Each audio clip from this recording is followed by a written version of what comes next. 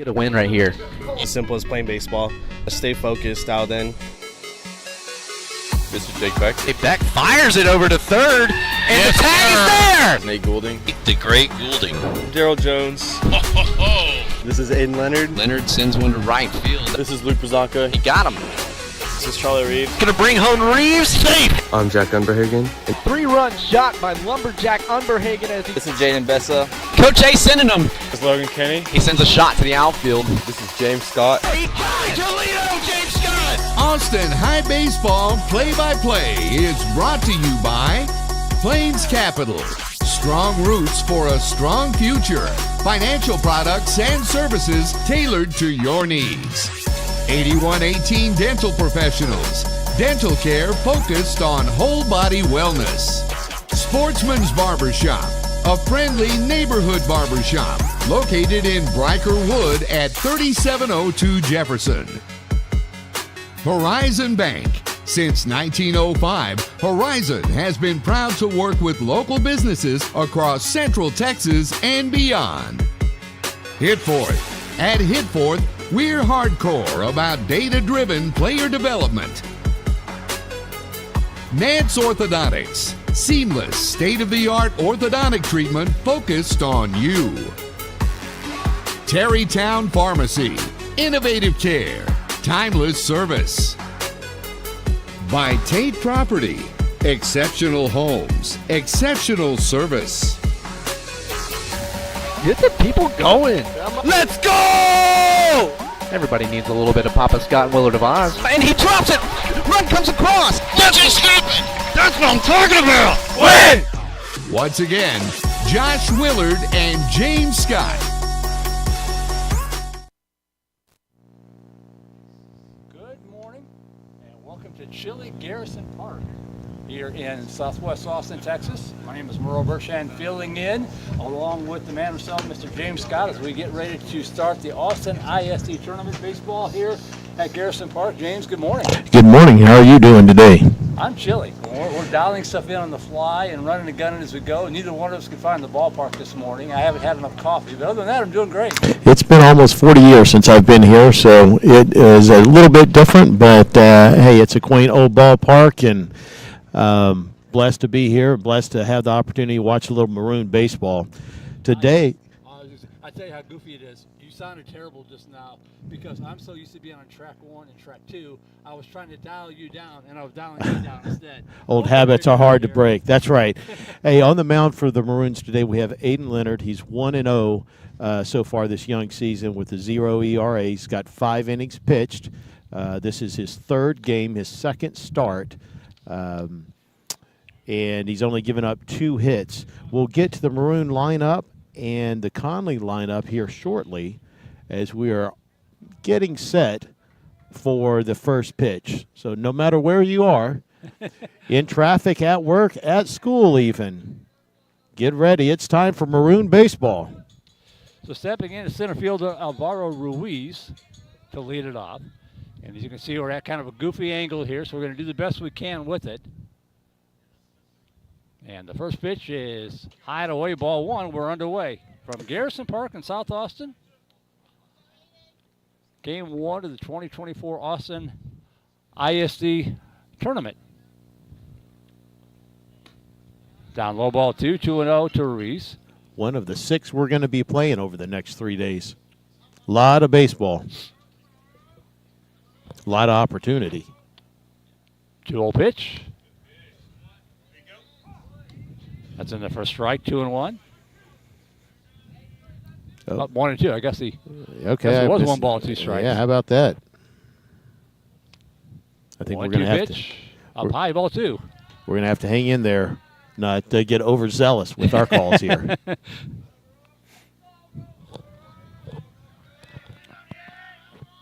2-2 pitch. That one tapped on the left field side. Third baseman's got it. The long throw to first in time. And the 5-3 put out retires Ruiz.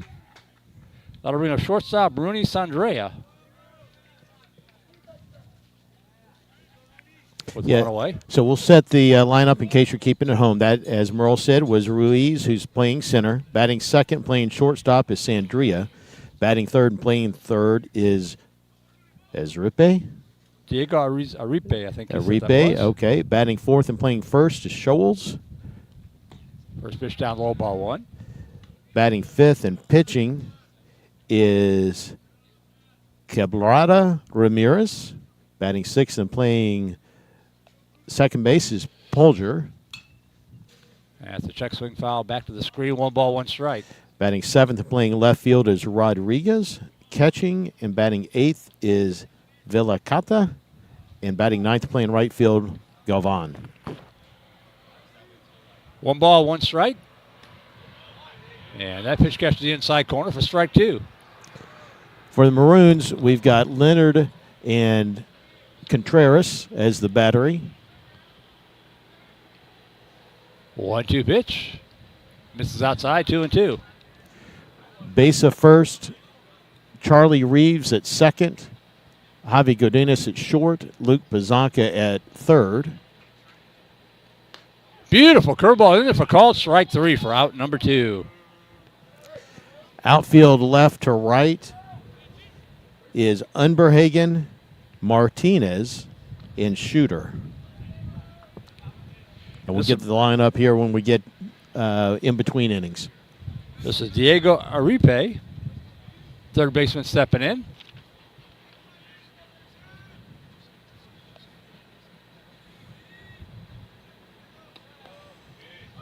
Pitch in there for call strike 1.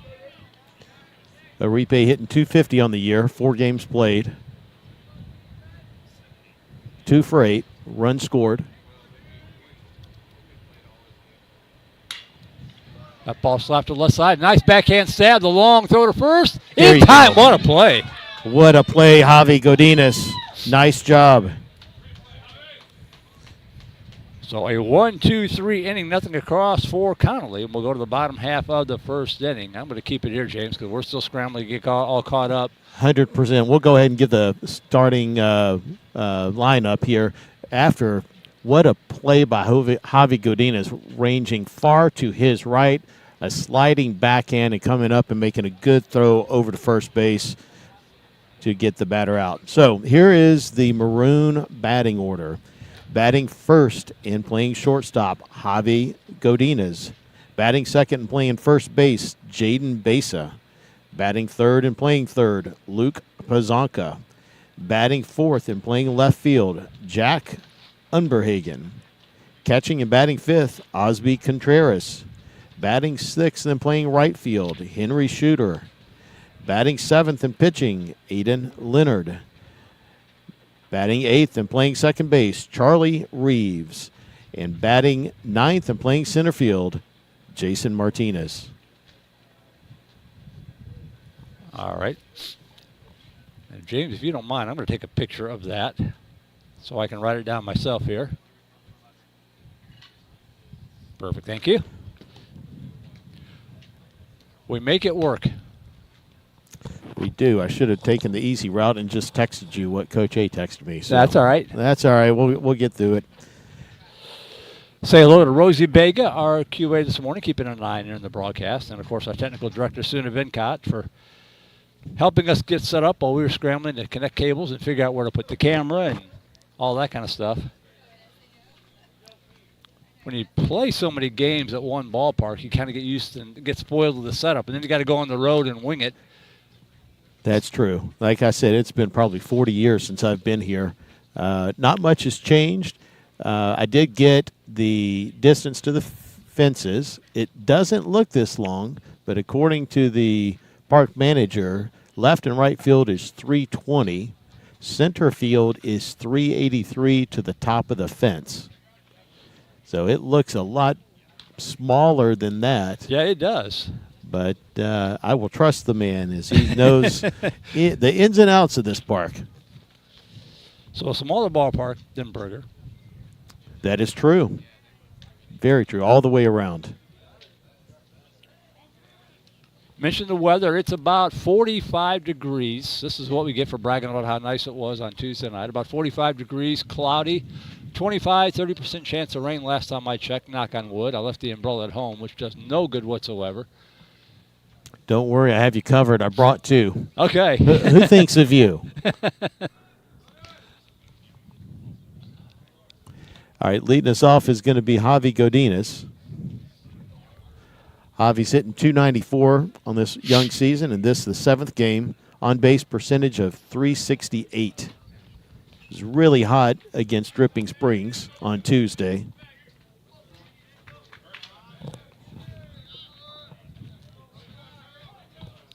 And he steps in facing Lebronda Ramirez, Kenny Lebronda Ramirez. And the first pitch to Godinez misses outside, ball 1. Isn't it funny how often it happens in baseball? You make a great play in the field, and you're the leadoff hitter next inning. It's like an unwritten rule. No doubt.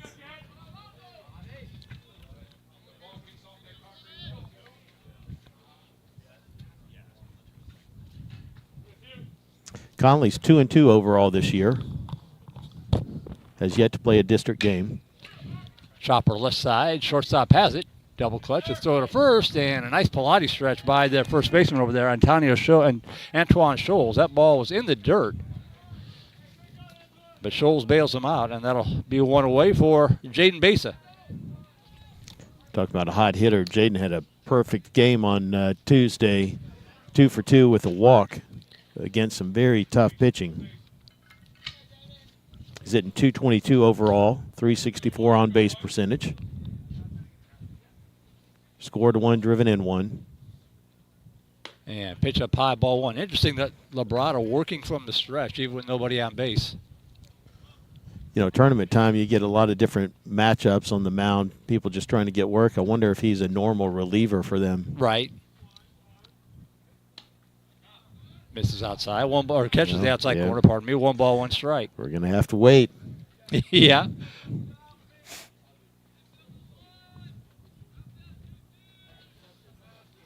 So 1 ball, 1 strike. Ground ball right side, and takes a nice high hop for Scholes over first base. He steps in the bag, 2 outs. Yeah, it looked like Javi pulled that outside pitch, and when you do that, you have a tendency to roll over on it, and it's an easy ground ball in the infield. So 2 outs for Luke Pazanka. Pazanka hitting a hot .357, .471 on-base percentage, which gives him a .899 OPS. Got a double, 2 RBIs, 2 runs scored.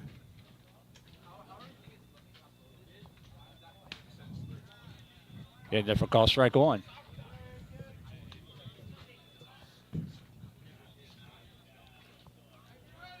We don't have our gun today, at least yet, but there's a significant difference in velocity here. Ooh, swing at the eyes for strike 2. No balls, 2 strikes to Pazanka. Between today and Tuesday. We had Rummel throwing at us about 90, 92 with a 72-mile-an-hour breaking ball on Tuesday, and I'd say we're probably fastball here in the mid-70s. That ball hit hard to left field, but it's going to hang up. And it was actually the center fielder drifting over to make the catch. That was Alvaro Ruiz, and the Maroons are done in order, 1-2-3, nothing across. So if they got a 2-hour time limit on these tournament games, so far both these teams are cooperating. So we'll go to the top of the 2nd inning from Garrison Field, no score. And where's the, I'm getting used to your setup here. Is there a commercial? What's the commercial files called? Or do you have them? There's a shortcut that Suna did. There we go. There were some down there. I would just pick one. Okay. Do you need a haircut? A real haircut? One that's tapered or blocked, clipped or trimmed just the way you like it? Come let the licensed barbers at the Sportsman's Barbershop take care of you. The Sportsman's Barbershop is a friendly, no-frills neighborhood barbershop located in Austin's Brikerwood area. Our barbers specialize in traditional haircuts for men and boys, along with beard trims and straight razor shaves. The trophies and mounts donated by customers that line the barbershop walls serve as testaments to over 60 years of serving Austin. Give the guys a call, 512-459-9525 to schedule your appointment today, or look us up online at sportsmansbarbershop.com. The Sportsman's Barbershop, an Austin institution.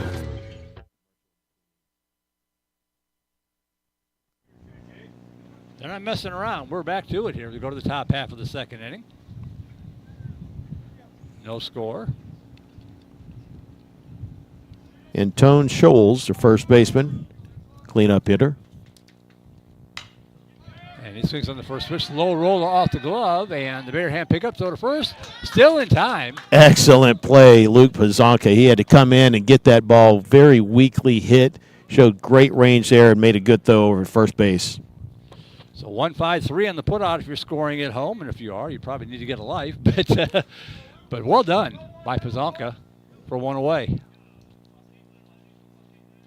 Now, that was Merle Bertrand saying that. I bet we have some grandparents who are probably keeping the book just like you are on the old pen and paper.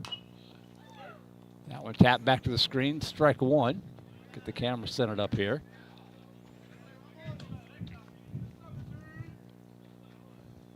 Hope springs eternal, even though this feels more like a winter day.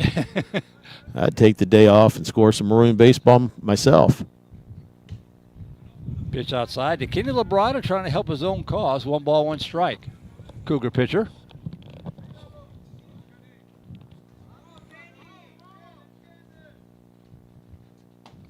That pitch stays way up high, ball 2. Maroons starting today at 4-2, 1-1 in district. Ooh, good heat there. Swinging and a miss, strike 2. Went 3-1 last week down at the Centon tournament.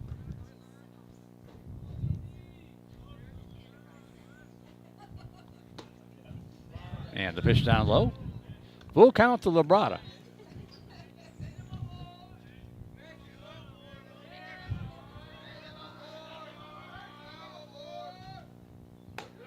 Pitch up high. And that's going to be a 1-out walk. And we've got our first base runner of the afternoon as Labrada is aboard. And that'll bring up Ramon Pulgar. Going to get a courtesy runner in for Connally. Number 5, that is Caden Wynn.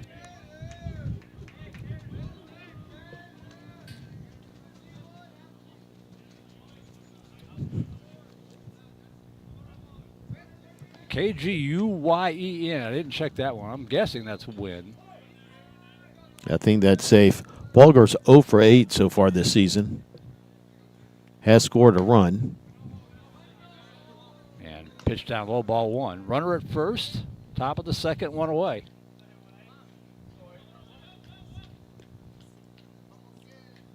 Looks like Connally is filled with a roster of juniors and sophomores. Not many seniors. Pitch up high, ball 2. And a relatively small roster. Only 14 guys listed. Yeah, I'm showing 4 seniors.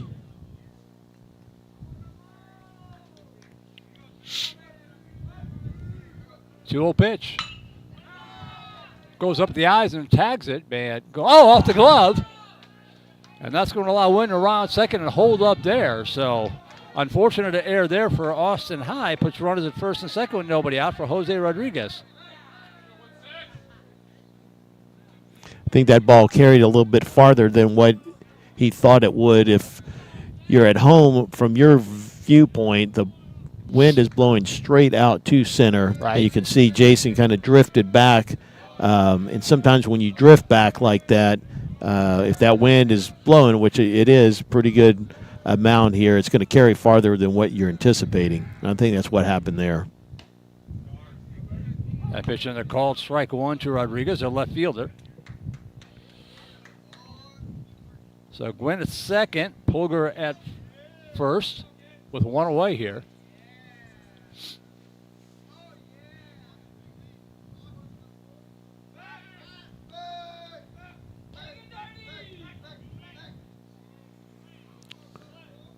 Chilly enough for most of our guys to wear their gaiters. Give them a little extra layer of warmth. Foul out of play to the right side. I'm in my DC trench coat, which probably looks funny to some people around here, but That's very stylish. I am like not a cold weather kind of human. I'll be begging for days like this in August when it's a Right. 108, but right now I can deal without this. No ball, 2 strikes. Check swing and a nice Nice block stop. behind the plate there by Scott. No, that's Contreras. Oh, it's Contreras, that's right. He did a great job there.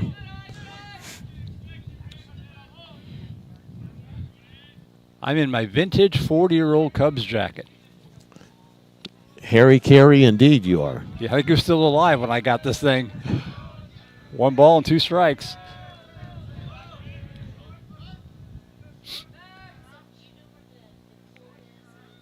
One-two pitch. Inside ball 2, snap though down to first, runner back. Yeah, I'm really going to give you some grief if you break out into a Harry Carey version of the Bud Light commercials. Nope, won't do it. Those were classic for those of you growing up watching Harry Carey on WGN out of Chicago. Yep. Talk about heavy rotation. 2 balls, 2 strikes. Beautiful pitch at the knees, so call strike 3 for out number 2. So 2 outs, and that will bring up Josu Viata, the catcher.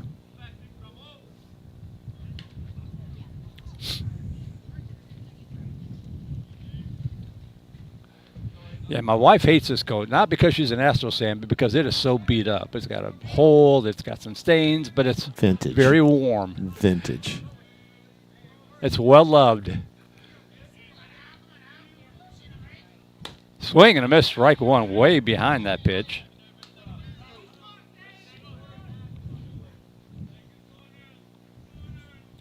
It's good to see Leonard have a lot of success so early in this season. I know he was really focused over the offseason on working on his pitching, and it looks like it is paying off right here. Off speed drops in there for strike 2. No balls, 2 strikes. You know, the key is he's throwing strikes. Yeah. He's got a lot of different pitches, and his control so far this season has been very good.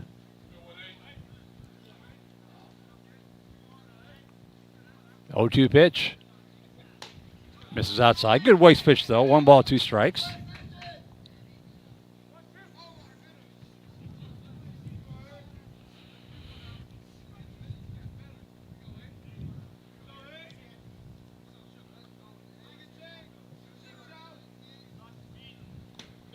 Ooh, boy.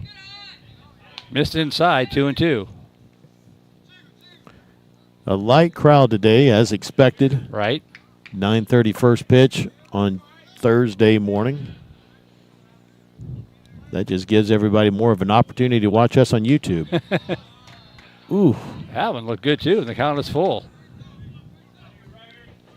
This is going to allow their runners to get a good lead and a big jump, being full count, 2 out. And if you can get this guy, you start off the next inning with the number 9 hitter, which is always nice. Indeed. 3-2 pitch. Swing and a miss, strike 3. He got him. 3rd strikeout of the ball game already for Leonard. And we will go to the bottom half of the 2nd inning. Still no score here from Garrison Park in South Austin, Austin High Baseball on the Vibe Live Network. Cheer on your Austin High School baseball team and enjoy the spring season with ease thanks to Terrytown Pharmacy. We're not just a pharmacy, we are a neighborhood health hub offering prescription services, immunizations, home delivery, and a charming selection of gifts for any occasion. Whether you're celebrating a win or supporting a player, find the perfect gift and keep your health in check at Terrytown Pharmacy. Let's celebrate health, wellness, and community spirit together.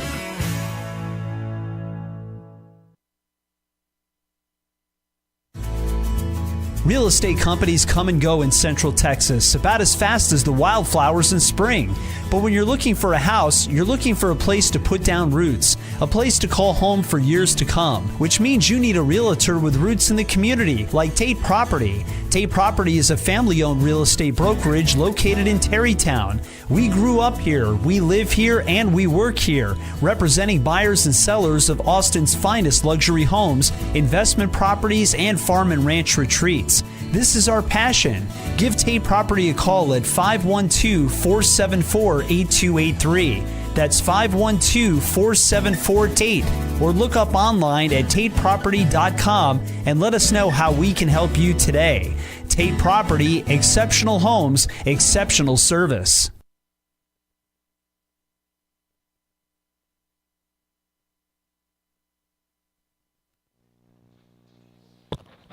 Welcome back to the ballpark. We go to the bottom half of the second inning, no score. We have Unberhagen, Contreras, and Shooter. 4, 5, and 6 today. Lumberjack coming off a great game against Dripping Springs on Tuesday. Going to step in the box, hitting an even 300 with an 817 OPS. Double, 2 RBIs, a run scored. He hit a ball on a curve ball from Rummel, 337 feet down the right field line. Any other ballpark, high school ballpark in America, that ball would have been out. But yeah, unfortunately, that happened at Berger, and it went for a double. But still just a rocket shot by the Lumberjack. Game 1 of 2. Game 2 coming up against Manor. We're just going to keep the stream up between ball games and come back about 30 minutes later as Umberhagen steps in to lead off the second inning for the Maroons and takes a pitch high inside ball 1.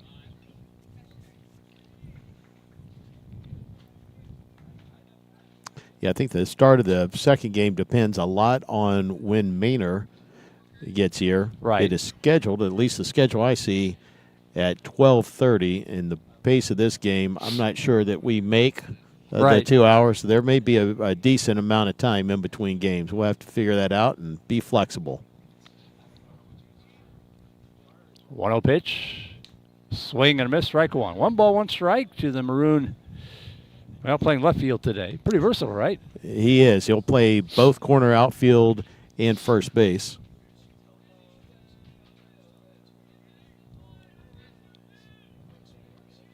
One ball, 1 strike. That ball hit hard to right field, and that's going to get down for a base hit. The Maroons have their first hit of the ball game. Lollipopped on the right fielder out there, Galvan, but he hung on to it. Yeah, Jack hit a sinking liner right at him. And ball bounced up a little bit higher than what I think it was Galvan expected.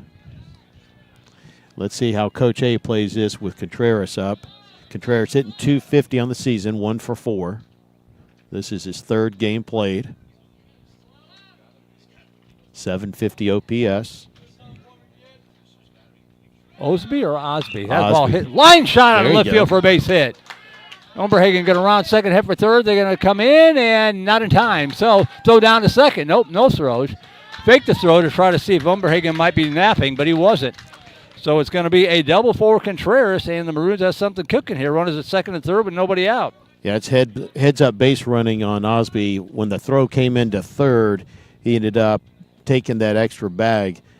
Connally smartly held on to that ball because if they throw back for Contreras, Lumberjack's going to go ahead and home. So technically a single and took It's second on the throw, correct? Yeah, exactly. And he's going to be ran for, courtesy ran for. That's Drew Anderson taking his spot at second base. So Anderson running for Contreras. If you're not familiar with the rules in high school baseball, you can have courtesy runners for pitchers and catchers to save wear and tear on the young bodies. Unlike pinch runners, those players can come back into the game.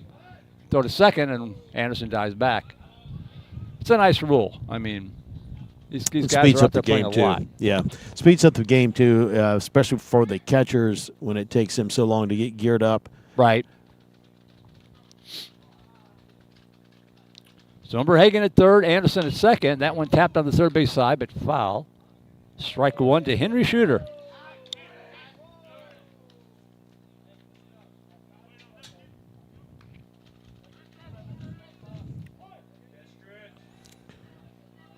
Shooter 1 for 8 for the season.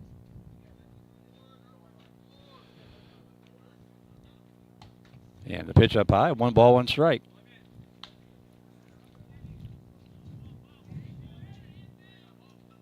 He's also walked once.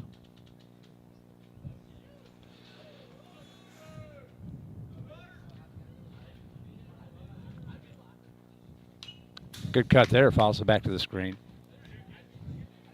1 and 2.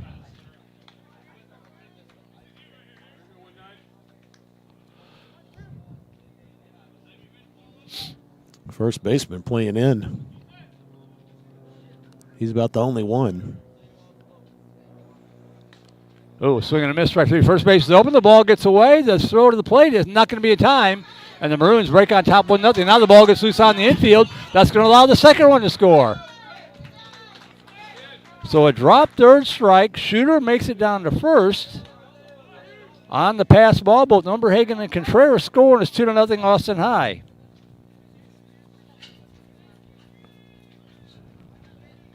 Still nobody out, runner at first.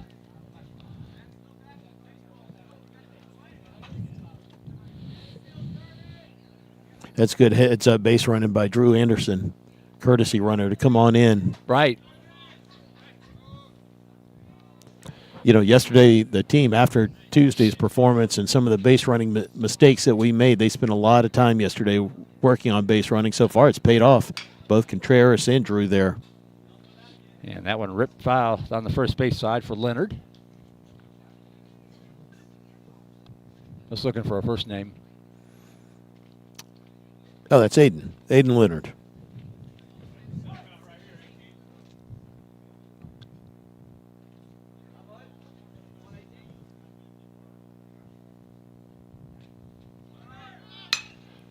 That ball hit into left field, pretty well tagged, but it's going to hold up.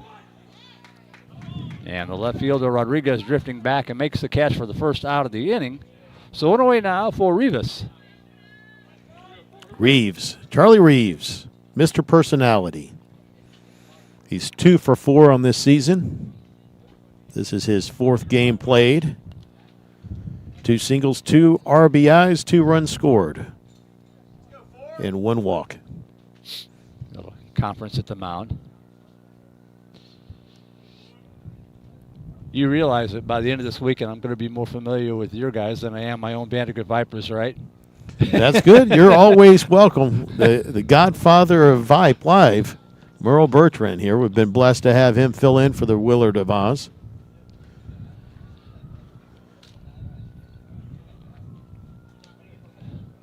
Six games, 2 today, 2 tomorrow, and 2 Saturday. Weather's supposed to get a little bit nicer each day if my memory's correct. Tomorrow's 9:30 start might be a little chilly, but to your point, it is going to warm up. So I think it's going to be nice and comfortable by the end of that game, and the rest of the weekend's just going to be beautiful. So join us out at Burger if you can. Yeah. I think tomorrow's noon, isn't it? And then Saturday's at 9:30? You're correct, sir. So maybe by then it will be nice and warm, or pleasant, I should say. Lifted foul out of play to the right side for Charlie Reese. Strike one. Maroons with 2 runs in here in the bottom of the second.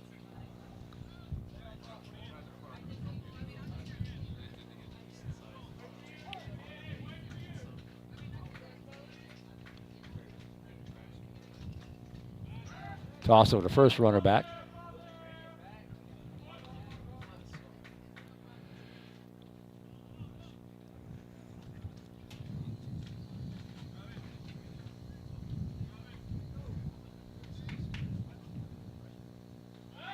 Toss over to first again.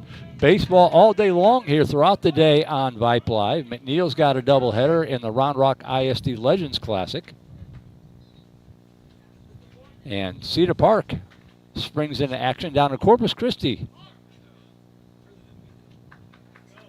Call the balk. Call the balk, yeah. I think what he's telling me is once he comes set, he can't go back. His hands, his throwing hand and his glove hand were moving back and forth. It's almost like, it looks like what he's telling him is his throwing hand moved out of his glove and came back. It's almost like double pumping. Right, You'll see right. some infielders, and you cannot do that on the mound. Once you come set, you have to be still until you go to the plate or the bag if you want. And I like the fact that he took the time to come in and explain it to him. Sure. You know, these tournament games are as much about education and learning to get ready for district. So Shooter now at second base with 1 away after the balk. No balls and a strike to count to Reeves. That ball slapped and fouled on the right field line. And the count 0-2.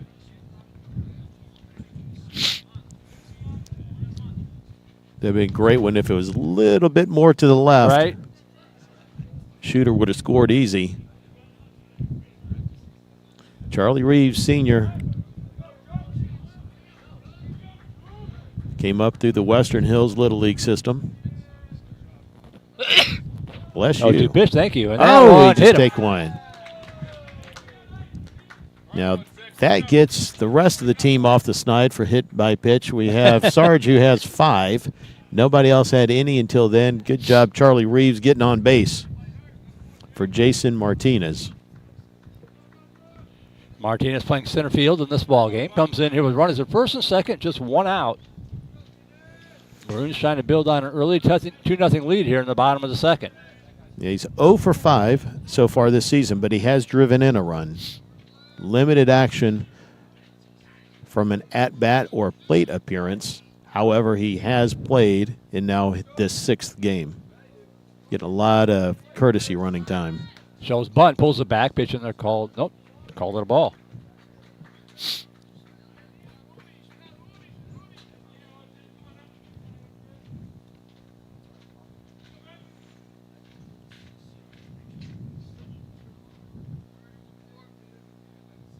Pivot, throw down to second, goes out in the center field, but no, alertly backed up by the center fielder, so nobody can go anywhere. I mentioned all the baseball coming up today. We've also got state semifinal girls basketball tonight. The Cedar Park Lady Timberwolves getting back to the state tournament for the 3rd time in 4 years.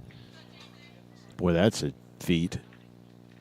3 out of 4? Yeah. 1-0 pitch. And gets the bunt down. It's a good-looking bunt. Only play will be at first. And the throw almost sails, but the first baseman doing a good job getting back down on the bag. So sacrifice bunt for Martinez. 1-3, 2 outs. Both runners, Shooter and Reeves, move up. Nice job by Jason Martinez. He did his job. Now a single scores 2, and just the man to deliver be Javi Godinez here. Javi 0 for 1, grounded to short in the first. And ground ball left side. And a good throw across the diamond. The 5-3 put out retires Godina, and the inning is over. But not before the Austin High Maroons pick up 2 runs. They get them on 2 hits, helped out by an error. 2 runners left on base. We played through 2 from Garrison Park. We'll go to the top of the 3rd. 2-0 Austin High on top. You're watching Austin High Baseball on the Vibe Live Network. At Horizon Bank, we're from here. With over 100 years of experience serving Central Texas customers and headquartered right here in downtown Austin, we are proud to support our community and the athletes who keep it strong. Stop by any of our Austin and Central Texas locations and see how we can help you meet your goals. We'd love to meet you, or you can visit us on the web at horizonbank.com. My missing teeth were in the front. I fell off a roof, messed up my teeth. I would be talking and my tooth would just fall out. That's when I turned to 8118 Dental Professionals. When I first came in, it was so welcoming. I just felt a connection, felt like family. It is worth every penny because you get that peace of mind that everything is okay. I can't stop smiling. Why wait? From implants to full mouth restoration. Go to 8118dentalimplants.com to see how we can help you smile again. Top of the 3rd inning, 2-0 Austin High on top. Merle Bertrand here along with James Scott on a chilly Thursday morning. Hey, I want to give a special shout out to Susu Yeri, listening in from Cleburne, Texas. Thank you very much. She is the grandmother of our second baseman, Mr. Personality himself, Charlie Reeves. Love it when the folks tune in that can't be here at the ballpark, especially those who live out of the state, even out of the country sometimes. We've had them from all over the country. Fernando Galvan, the right fielder, leads it off and bunts at the first pitch, misses for strike 1. We've had them from Boston, North Carolina, Florida, Washington, I believe Idaho. It's one of the great things about the internet and YouTube. Right.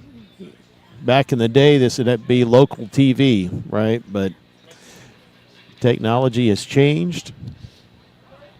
And that's another called strike, and we've been able to leverage that and to give some opportunity for friends and relatives and just people of interest all over the world to watch this game. And that pitch misses. Oh, called a strike. 1 ball, 2 strikes. Yep. Growing up in the 70s, I wouldn't have believed this, that you can be sitting in Austin, Texas, and watch a game. Ooh, line shot right into the glove of Leonard. There's one away. To finish that thought, sit in Austin, Texas, and watch a game from Boston that's not carried on your normal local channel, right? Things have changed so much. Yeah, I walk out of the house in the morning or go head to the ballpark with stuff packed into a little carry-on luggage case, and it's broadcast in a bag. Right. In about an hour, it'll be transmitting all around the world. Yeah, that's pretty amazing. Strike 1 to Ruiz, who started off the ball game by grounding out to third. Thank you, Rosie, for the audio check. Maroon defense playing straight away. That one stays down low. 2 balls, no strikes. Pizanka in at third, right about on the grass, protecting against a bunt for the top of the order. That ball slapped left side. Godinez, a throw in time. Oh, it's a save. Must have just beat it. Well, that's a nice play by Godinez. Like, I'm a big fan of his. He's got all kind of range out there. He came up and played that. It looks to me like this grass is playing pretty slow here, slower than what I would anticipate. Yeah, the umpire going down the bag as he should, but I couldn't really see what happened. I can only assume that he beat it because I don't think the throw pulled. No, it didn't. It didn't. I thought it was actually out, but he's got a much better view of it than I do. So here's Rooney Sandrea, the shortstop, 0 for 1, struck out in the first inning. It was slow hit. Godinez came up, fielded it perfectly, made a great throw on the run. Again, it was really close at first. So that definitely goes down as a single.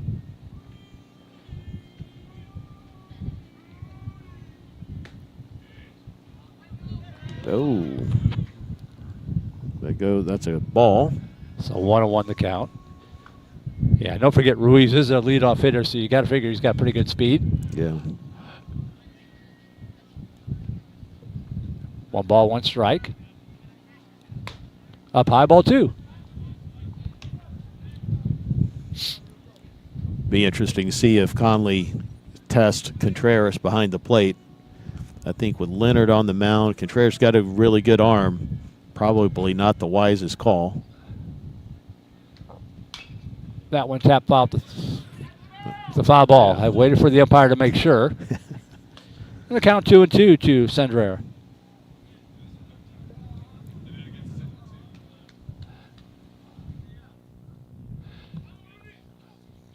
Probably about 20 Hardy fans bundled up behind us. Of course, soccer fans are like, you bunch of wimps. We're out here doing this in January in football stadiums. God bless them. 2 balls, 2 strikes. Foul again. I come out of a nice toasty warm gym after a basketball broadcast and look across the way to those people, and I'm so happy I was doing basketball. Yeah, it's a special love for your team to go brave those elements. 2-2 pitch. Fouled back. Good battle here. This will be pitch number, 7 coming up to Sandrea? It looks like it. 46 overall for Aiden, 13 this inning. He's doing a great job of mixing up his pitches.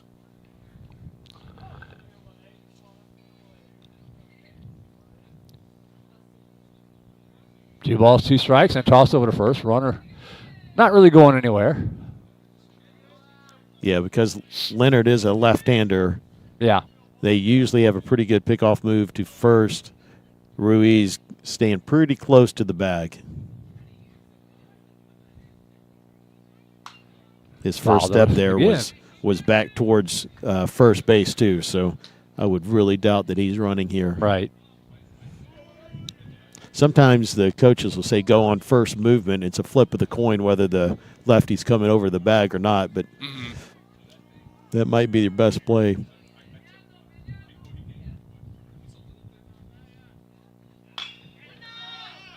That one foul again. What a battle. Have to grab a new pin. All these tick marks for foul balls. Jesse Oates Field, Garrison Park. Within a long golf shot of Crockett High School is where we are, but it's tucked away. James gave me permission to break the law to get here. Going in a do not enter way. The sign says do not enter, but I don't know how else you get here. I don't either.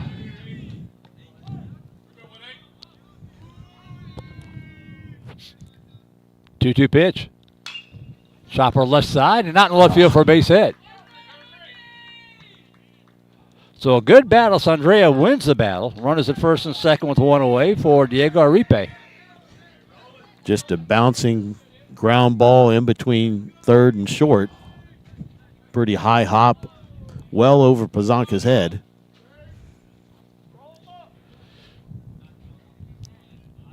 Aripe grounded out to Gadina last inning, or back in the first inning. I'd love to see that again. See he and Charlie turn it.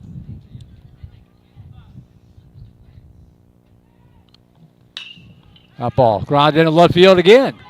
That's going to get through. They're going to hold up the runner. Nice yeah, it's cut. a good job getting to it quickly out there by Umberhagen. And we know he's got an arm. But base is loaded with one out for Connally. Everybody else moving up station to station. Sandrea to second, Ruiz at third. The force is on. Be interesting to see if Coach A plays middle infield at double play depth and first and third in, and it looks like that's what's going to happen. So your play here, if it's first and third, you're coming home to Contreras and then back to first. Ground ball up the middle, they're going to try to turn it. Scholes the batter, their cleanup hitter, and the pitch up high, ball one. He's 0 for 1. Grounded out 1-5-3 in the second.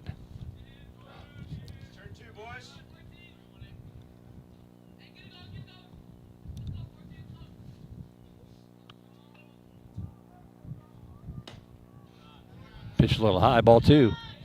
No place to put him.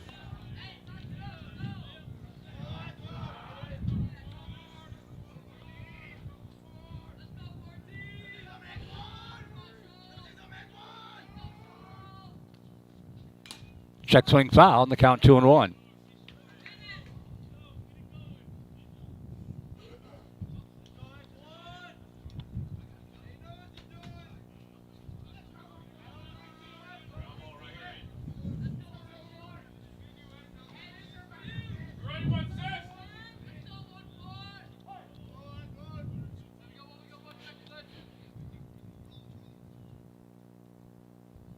Two-one pitch.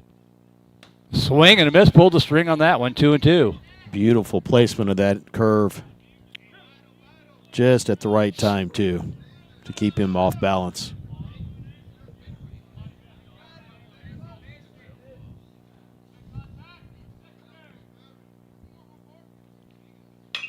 That ball hit in the right center field. That might be deep enough to score the run. In fact, it's going to drop in. The runners had the holes. They got to play at the plate. Nope, not in time. It's going to be an RBI single for Scholes, and that cuts the lead on half, 2-1. Base is still loaded. Sandrea moves up to third. Aripe up to second. And Kenny Labrada, the pitcher, coming in. Golden opportunity for him to help his own cause. He walked last time up. Nowhere to put him. As we're holding on to this 2-1 lead here. Defense position exactly the same. And inside corner for strike one to Labrada.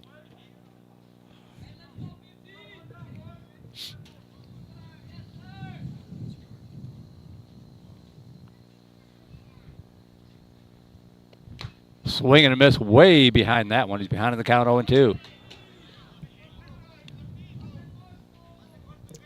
You know, if Aiden has confidence in his curveball, I'd give him a heavy dose right here. I haven't seen anybody been able to hit it yet. Sales a little high. 1 ball, 2 strikes.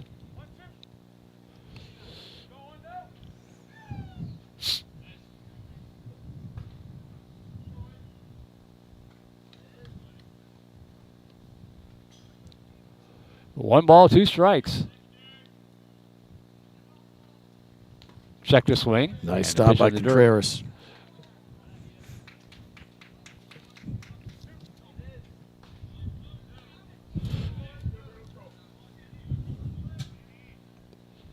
Outfield even in a little bit. 2-2 pitch. Up high, ball 3. Again, bases loaded, no place to put Labrada. We'll see what Leonard trusts right here. I would be tempted to come in with that hook. He's thrown it for a lot of strikes. Let's see what he does. Fastball. High, ball 4. So Sandrea will trot in with the second run of the ball game. Bases remain loaded. Still just 1 out.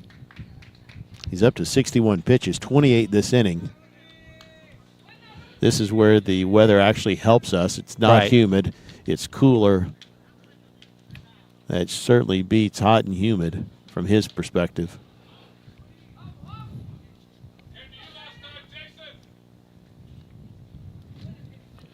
Ramon Pulgar due up here, second baseman. Reach on an error back in the second.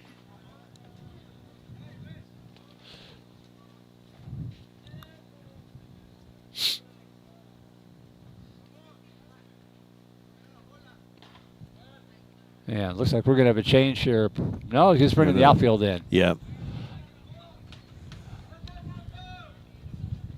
They haven't really gotten anything over our outfield heads so far today. The closest one was Bulgar here to Martinez in center, but Jason was there for that. We just need to read the wind if you're playing outfield, and you do get that fly ball. Good pitch there, and he fouls it back. Wind kind of swirling. A minute ago it was blowing in. Now the Austin High flag out there on the right field line is blowing out. And I think it's trying to decide spring or winter. Right. Nice stop. Nice stop. 1 ball, 1 strike.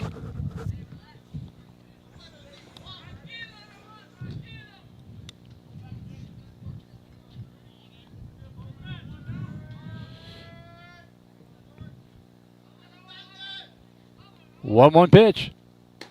Nice pitch inside corner, strike 2. So he's ahead in the count here.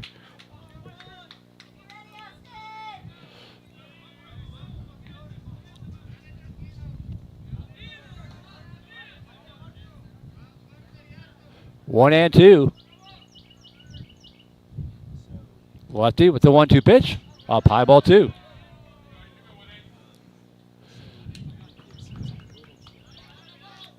A repay at third, Scholes at second. I assume that's Wynn running for Labrada at first again. Yeah, looks like number 5. The 2-2. At the knees, called strike 3. Beautiful pitch. And that's a big second out right there. So 2 away for Jose Rodriguez, the left fielder. He's 0 for 1, struck out looking last time up.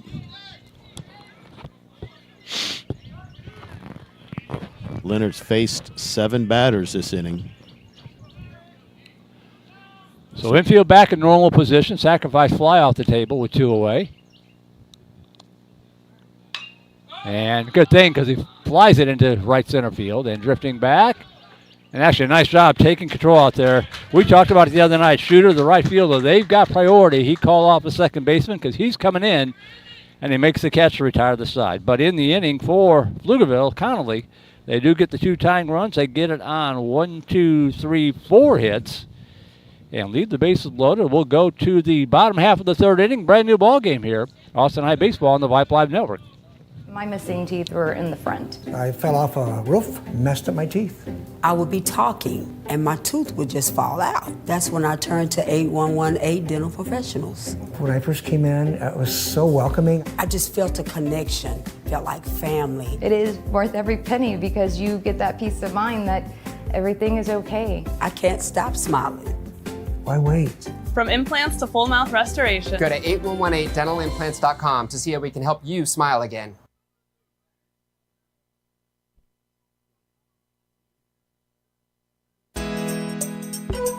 Nance Orthodontics is committed to providing the highest quality orthodontics for the Austin community. Dr. Nance is a board-certified orthodontist and offers Invisalign and braces to create beautiful smiles. Our friendly team is passionate about creating beautiful, life-changing smiles for all ages. With the latest technological advances, patient comfort and happiness are our highest priority. Give us a call for your complimentary consultation today.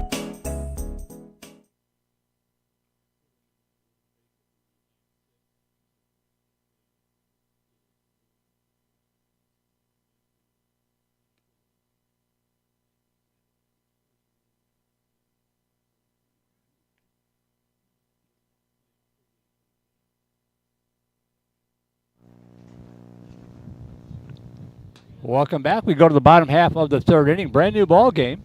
Merle Bertrand here along with James Scott.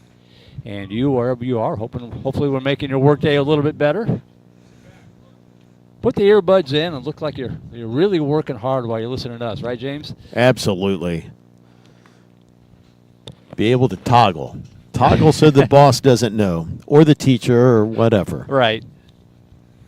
So what would make me feel great is a little offensive production here. We have Besa, Pazanka, and Umberhagen right in the heart of the order, 2, 3, and 4 up.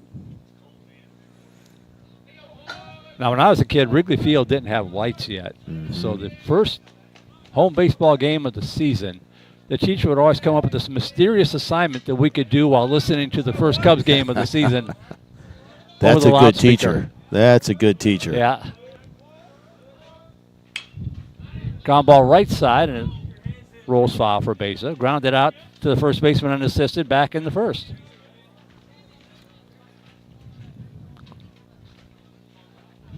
Of course, by the time you'd walk home from school, you'd be about the 7th inning. The Cubs would lose, and they'd already be mathematically eliminated. So,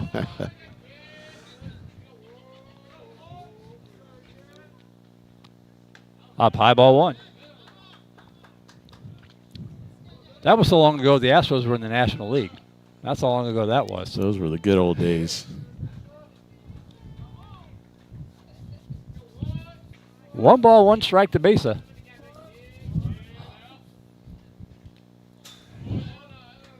Two and 1.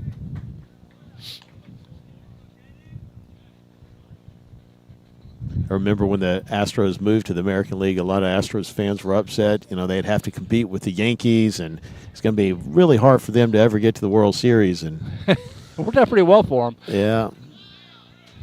Called strike. They've 2 had and 2 to Besa. far more success in the American League than they ever did in the National, which is just really ironic.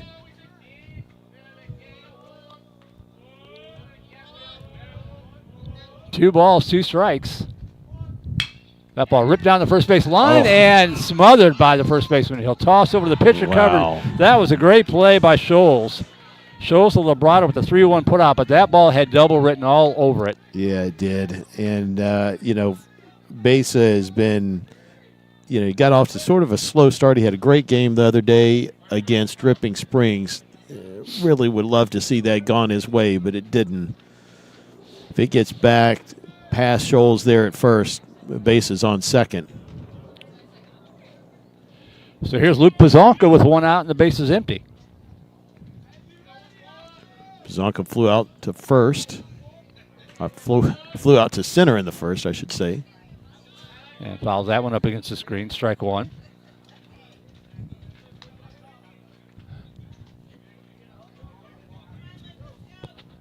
Pazanka, pitcher, first base, third baseman. Third base today.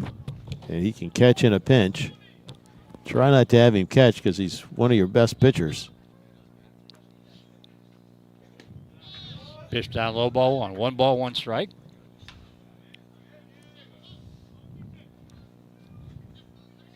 Connally defense pretty much straight away.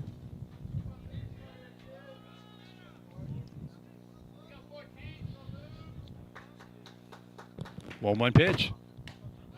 Right down the pipe for strike two. 1 ball, 2 strikes.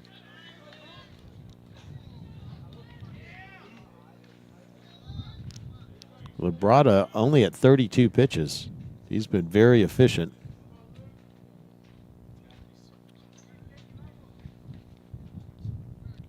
Head of the count here, 1-2. And fouls back to the screen.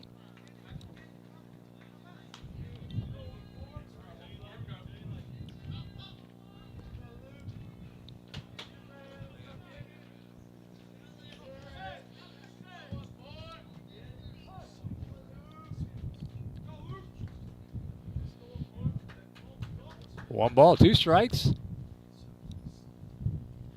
That ball, that's going to be squibbed out in the right field for a base hit. Nice job, Luke. Polgar leaped for it. I thought for just a second he was going to come up with it, but it got past his glove, and Pazonka's aboard for Umberhagen. Jack's 1 for 1. Hit a rope in the second inning. He's up over 300 now in the season.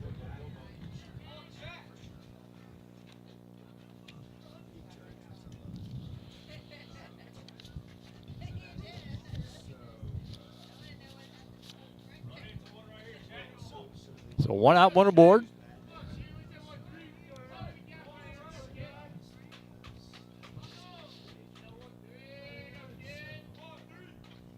There goes the runner, hit and run. Lifted high in the air to right field. Pretty well tagged, going back, and it is a foul ball.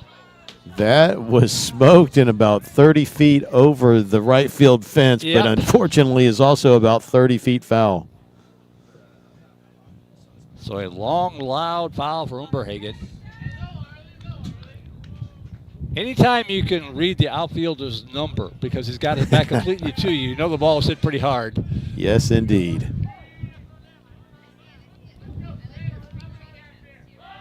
Toss over to first, runner back.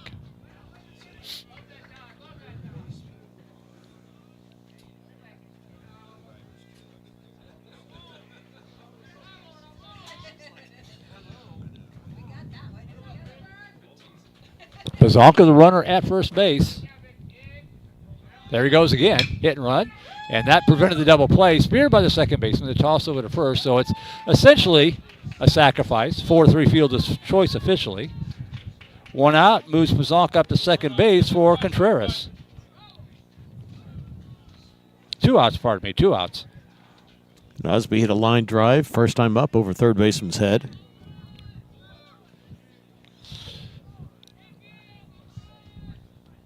So 2 outs, go-ahead runner at second base in the form of Pazonka.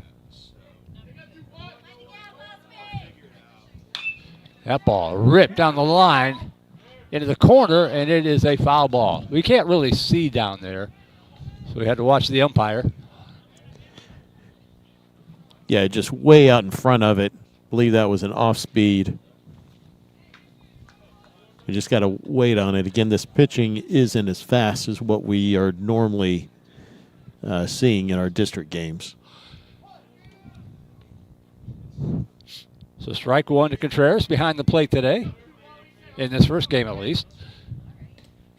And nice stop by their catcher, Viata, to keep that one going back to the backstop. 1 ball, 1 strike.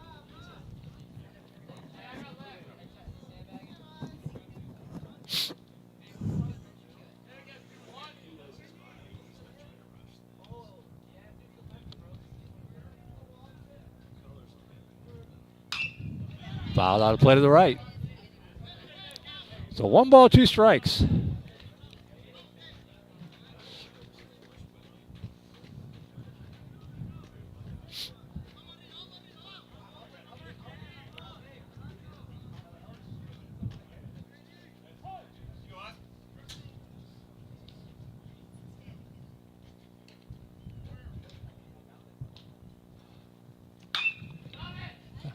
That ball scooped up by the third baseman. Long throw to first in time. Good throw by Aripe to retire the side here in the third inning. In the inning, no runs, 1 hit. No errors, homer to left on base. We played through 3, and we will go to the top half of the 4th inning. Still 2-2 here. You're watching Austin High Baseball on the Vibe Live Network. Do you need a haircut? A real haircut? One that's tapered or blocked, clipped or trimmed just the way you like it? Come let the licensed barbers at the Sportsman's Barbershop take care of you. The Sportsman's Barbershop is a friendly, no-frills neighborhood barbershop located in Austin's Brikerwood area. Our barbers specialize in traditional haircuts for men and boys, along with beard trims and straight razor shaves. The trophies and mounts donated by customers that line the barbershop walls serve as testaments to over 60 years of serving Austin. Give the guys a call, 512-459-9525 to schedule your appointment today, or look us up online at sportsmansbarbershop.com. The Sportsman's Barbershop, an Austin institution.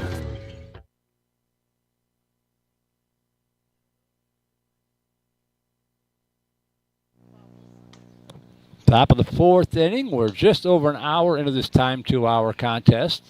Not quite halfway through the game innings-wise after a quick start. James and I jinxed it. But 2-2 ball game. Pretty entertaining game. Good game for both these clubs so far. Yeah, we need to find a way to pull this game out. Aiden's done a pretty good job. Got on the mound. He got in trouble last inning. They ended up hitting 8 in the 3rd inning. But this is a game that the Maroons definitely need to win here and should win.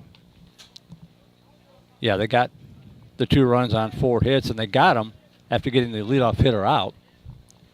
So they really did that with only 2 outs to work with, an infield single, and kind of warmed up the bats a little bit. But it is 8-9-1 here, hitter due up here. Viata stepping in. He's 0 for 1, struck out in the 2nd. And the pitch 1 hops up to the plate, ball 1.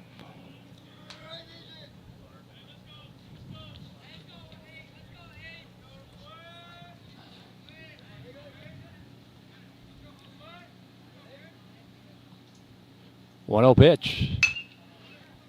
Checks the swing, or not checks the swing, but kind of swatted at it. Pitch up high. Yeah, he was well behind that one. Yeah.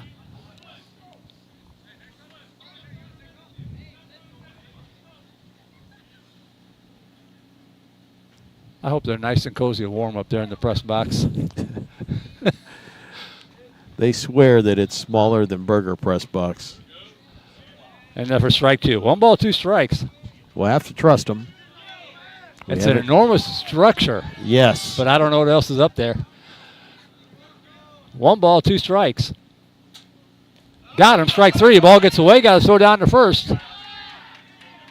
And the throw pulls him off the bag. It's going to be a board.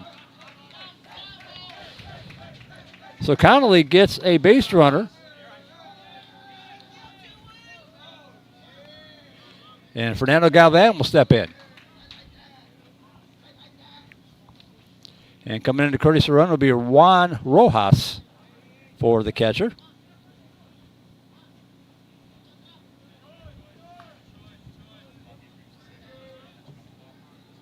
Did you score that an error on the throw? I think you do. Yeah. I'm not sure, but yeah, I mean, he would a good throw would have got him. So runner at first base. Galvan steps in. He's lined out on a rocket shot right back to the box. And a nice job that time by Contreras getting to it quickly and keeping it in front of him to keep the runner at first base. Ball 1 to Galvan.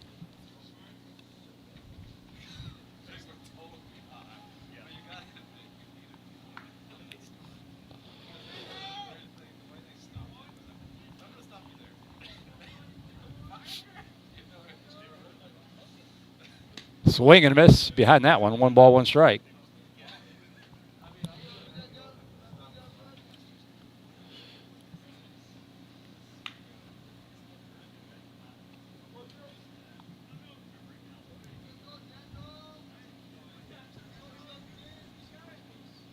Shows bunt and bunts through it for a strike.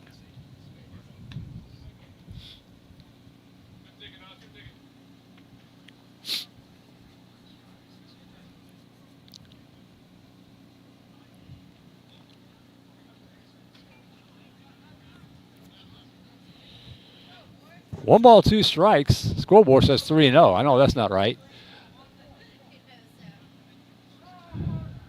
Time is called.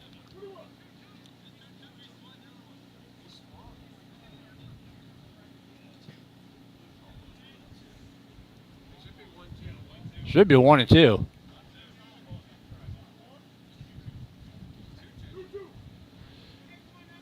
Oh, 2-2. Okay.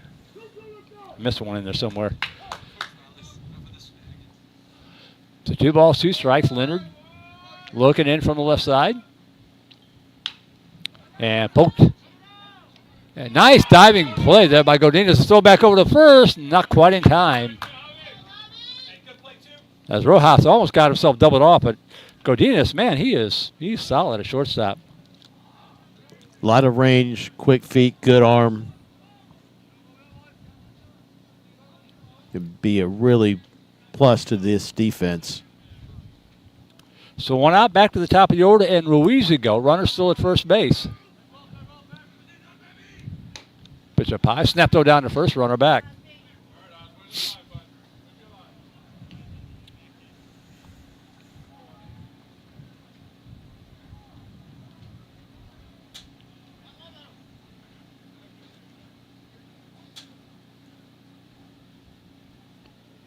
Pitch up high, 2 balls, no strikes.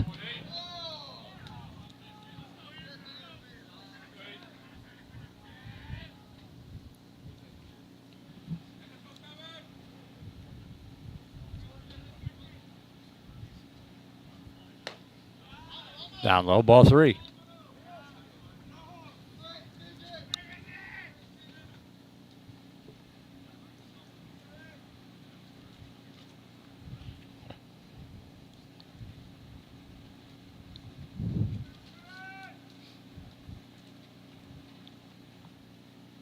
Taking all the way on 3-0 and gets the inside corner for a called strike. 3 balls, 1 strike to the Cougar center fielder.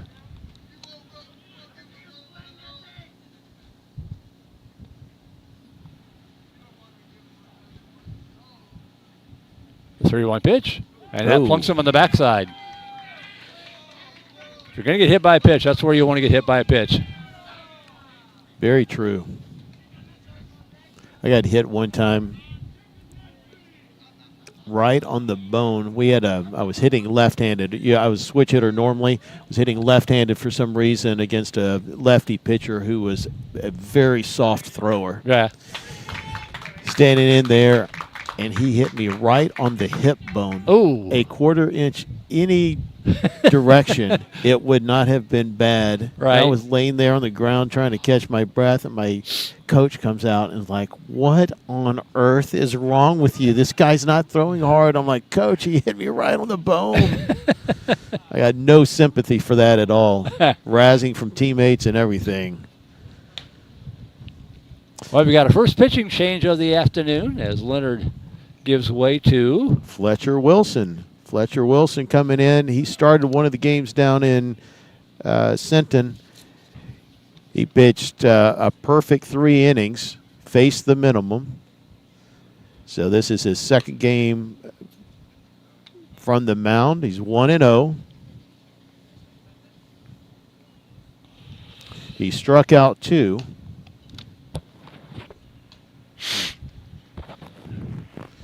We'll get a final book on Leonard,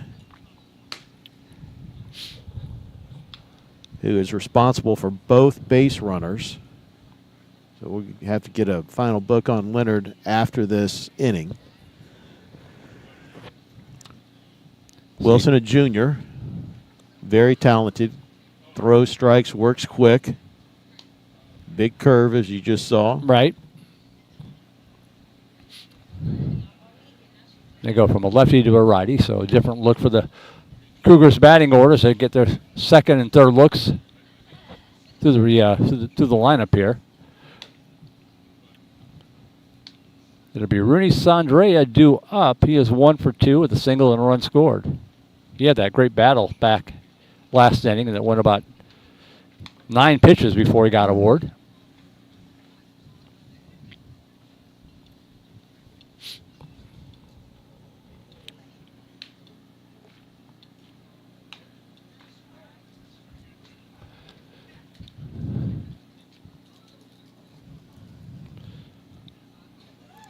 So Leonard went 1 1/3 through 81 pitches. 3 1/3. I'm sorry, 3 1/3. 81 pitches, 47 strikes, gave up 4 hits, 2 runs, but of course the 2 on base are his responsibility. And ground ball right side, and they're going to go down to second for 1. The throw back to first is not going to be in time. A snap throw back behind the runner, and the ball gets loose on the left side. The throw coming to the plate. They got a chance. Nope, going to be safe. So Connally will take a 3-2 lead.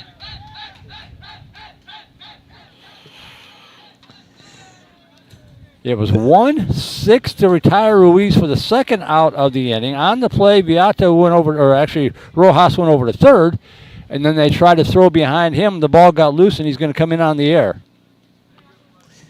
That was one of those. It'd probably be wise of Javi to hold that ball. He was trying to make a play there, just ended up bouncing it over to third, and allowed the run to score. So Sandrea at first, now 2 away, 3-2 Connally on top, and Diego Aripe stepping in. The first pitch to Aripe was a ball.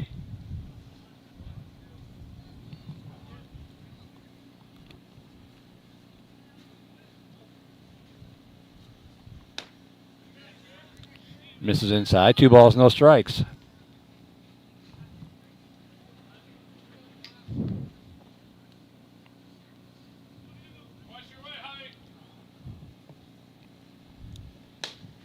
Misses outside, ball 3.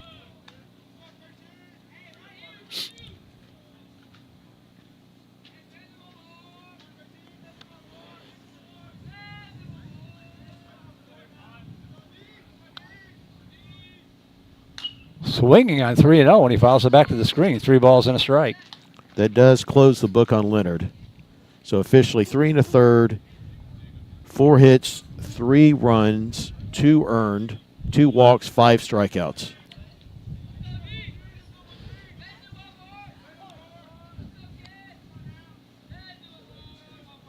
.31 pitch. Hitting the air to the right side and coming in and making the catch in right field for Austin High. For a shooter, and that will retire the side. But Connally does get the unearned run to take the lead here, 3-2. We will go to the bottom half of the 4th inning, trailing it for the first time today. Austin High Baseball on the Vipe Live Network.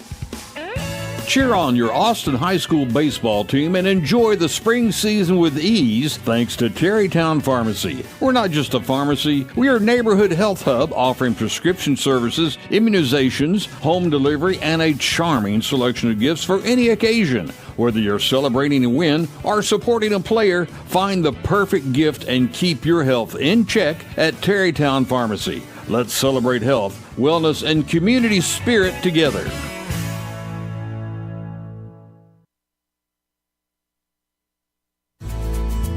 Real estate companies come and go in Central Texas about as fast as the wildflowers in spring. But when you're looking for a house, you're looking for a place to put down roots, a place to call home for years to come, which means you need a realtor with roots in the community, like Tate Property. Tate Property is a family-owned real estate brokerage located in Terrytown. We grew up here, we live here, and we work here, representing buyers and sellers of Austin's finest luxury homes, investment properties, and farm and ranch retreats. This is our passion. Give Tate Property a call at 512-474-8283. That's 512-474-TATE. Or look up online at tateproperty.com and let us know how we can help you today. Tate Property, exceptional homes, exceptional service.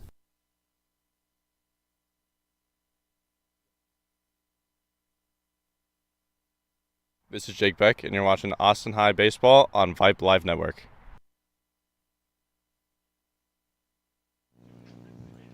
Maroons trail for the first time this afternoon. We go to the bottom half of the 4th inning. It'll be shooter. Will Wilson bat for himself? I would imagine he will. He'll take over the spot for Leonard. Yeah, we'll see how Coach A plays it. I think you're right. And then Charlie Reeves due up here. 6, 7, and 8 hitters regardless.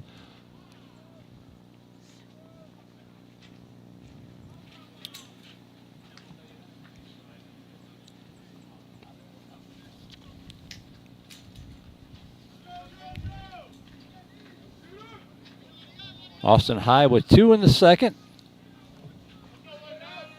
Connally got him back in the top of the third and then took the lead in the top of the fourth. And that catches us up for Shooter, who swings on the first pitch and fouls it for strike 1.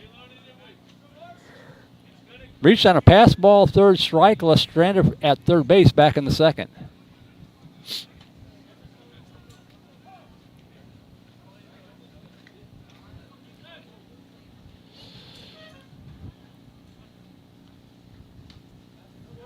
Good eye there. Yep. Yeah, good eye. Way to lay off. You know, sometimes if you're a sophomore, you're playing on varsity, trying to make a name for yourself, you can press. He did a good job there holding back. He's got a lot of talent, a lot of future ahead of him. Can't catch up with that one, and he's behind in the count, 1 ball, 2 strikes.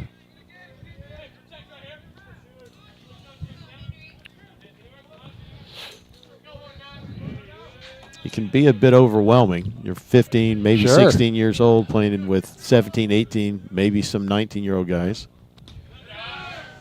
Ball in the dirt, 2-2. So the good news is we haven't hit our high temperature. The bad news is it's only going to get 1 degree warmer. Oh, boy. Balmy 47 degrees. Wouldn't be as bad if that wind wasn't blowing. 2-2 pitch. Slaps that one in the right center field for a base hit. That's going to get by and roll to the wall. He's going to round first and head for second. He might all go to third. Nope, they're going to hold him up there. Way to start us off, Henry Shooter. That's a single and an error on the right fielder. Yeah, Galvan did the do or die, try to get it on the short hop, and it didn't hop. Glance off the glove and roll to the wall, and Shooter up to second base. So the tying run at second base. And it will be Fletcher Wilson stepping in, his first at-bat of the afternoon.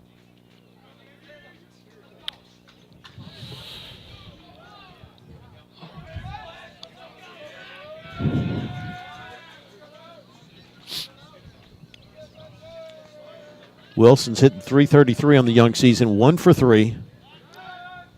Toss to second out in the center field, but nowhere for Shooter to go.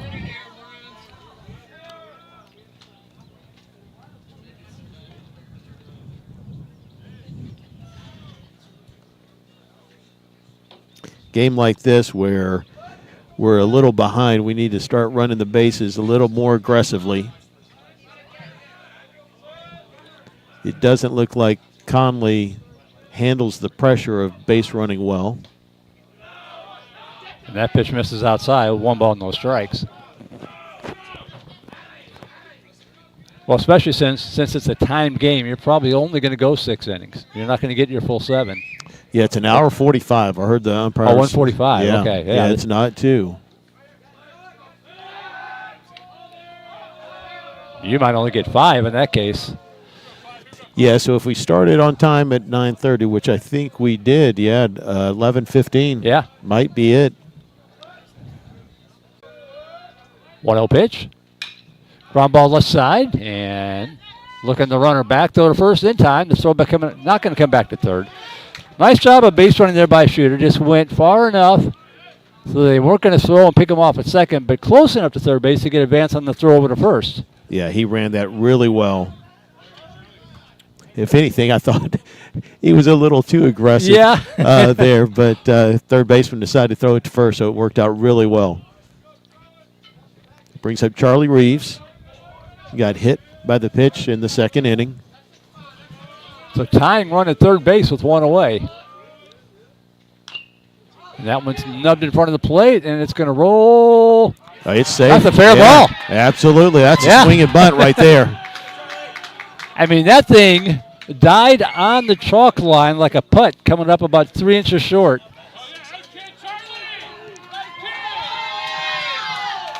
And he just takes second. Yeah, he keeps going.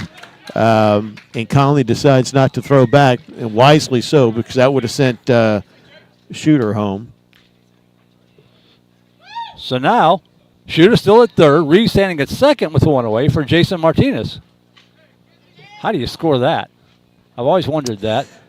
He just advances. I put on throw here, I'm not sure you can really put on throw, but in essence it works. It counts in the stat department the same. Connally's bringing infield in to cut off the run. It's almost like a defensive indifference. You can score it that way too. Usually that comes into play first and third on a pitch when the defense decides not to throw down. Pitch way outside for ball one. So reset it for you. Shooter at third, Reeves at second.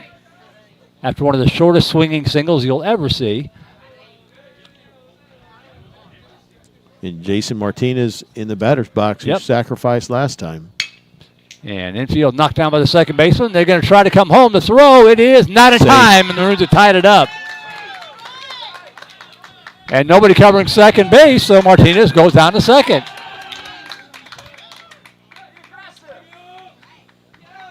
So Shooter scores it, tied up. Reeves over to third. Martinez on the fielder's choice and then moves up to second base on the throw, and we are tied at 3.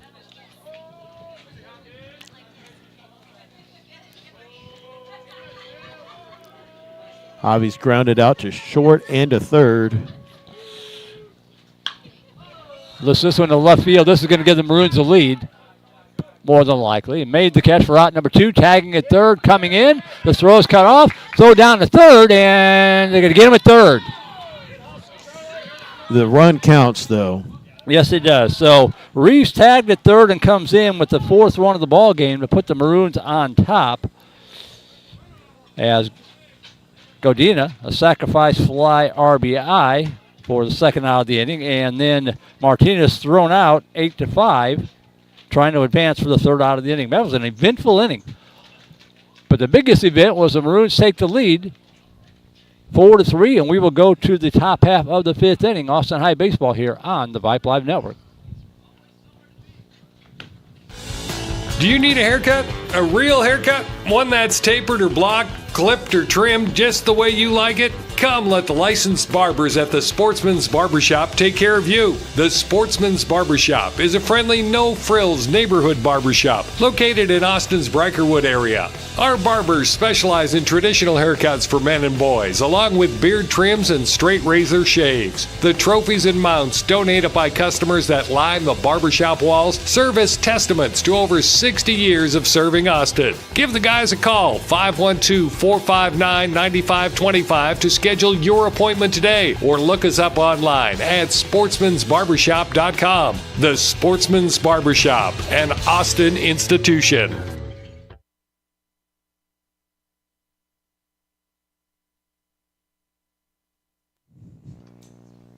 Welcome back, top of the 5th inning, and a back-and-forth ball game. Austin High back on top. And to finish the book, really, finally, on Aiden Leonard, he will go down with a no decision since the Maroons have taken a lead. So the pitcher of record right now is the man on the mound, Fletcher Wilson.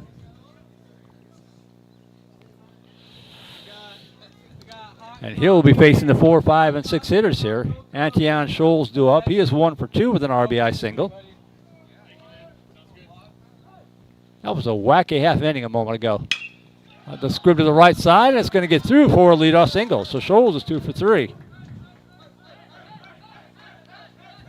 Cougars keep battling back.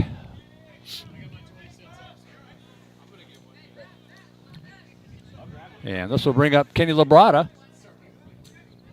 RBI walk. He's walked twice in the ball game.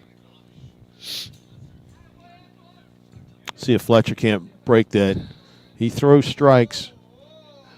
Works quick. Shows bunt, and that got a piece of him. Ooh. And that hurts on a day like this. Hurts all the time, but especially on a day like today.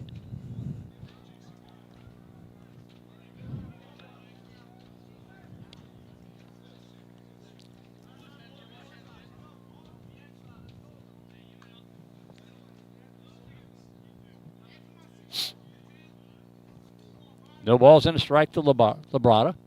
Shows bunt again, and bunts it foul, so it's quickly strike 2.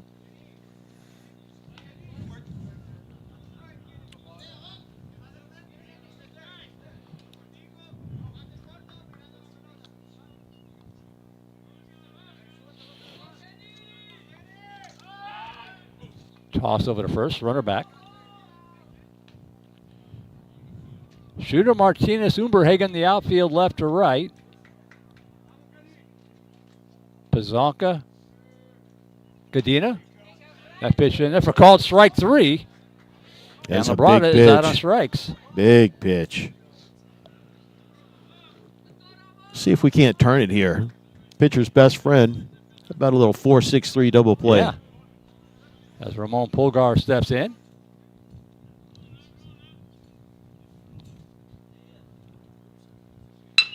That's going to be slapped down the line. That's a fair ball by about a foot. Running second, heading for third is Scholes, and they are going to wave him around as the ball gets loose in the outfield. And that's going to allow the run to score. We are tied again at 4. That's a dream of a triple right there, right down the right field line. The ball rolled all the way into the corner. Shooter goes over. Nothing he can do about it. Just gets the ball, throws it back in. But that, unfortunately, does tie the game. And the Cougars had the go-ahead run back at third with just one out for Rodriguez. Swing and a miss, strike 1.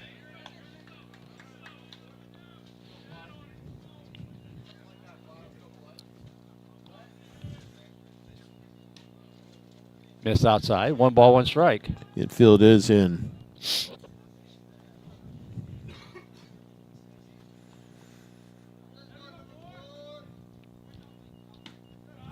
Miss inside, 2-1.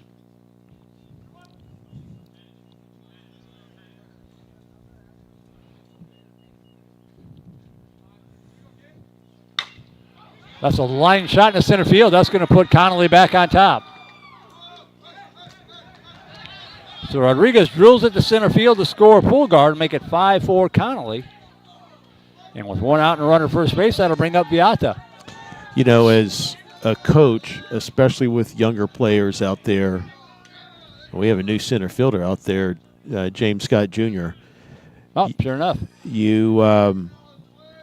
The big thing you have to work on your team is not playing down. There goes the runner, throw down to short, and they got him. Got him. Throw just a little bit off the line, but Gadina got it patiently and did the swipe tag to eliminate Rodriguez for a big second out of the inning. Good throw and good tag. 2 away for Viata, and the count 0-1. Pitch down low, ball 1. What I was saying is that you got to guard against playing down to your competition. Our team is talent-wise a lot better. Connally's got the lead. Right. Sometimes younger players, you know, they'll get hyped up for games like Dripping Springs. 2-1 ball game, very close. Every pitch mattered. 2-2 pitch here.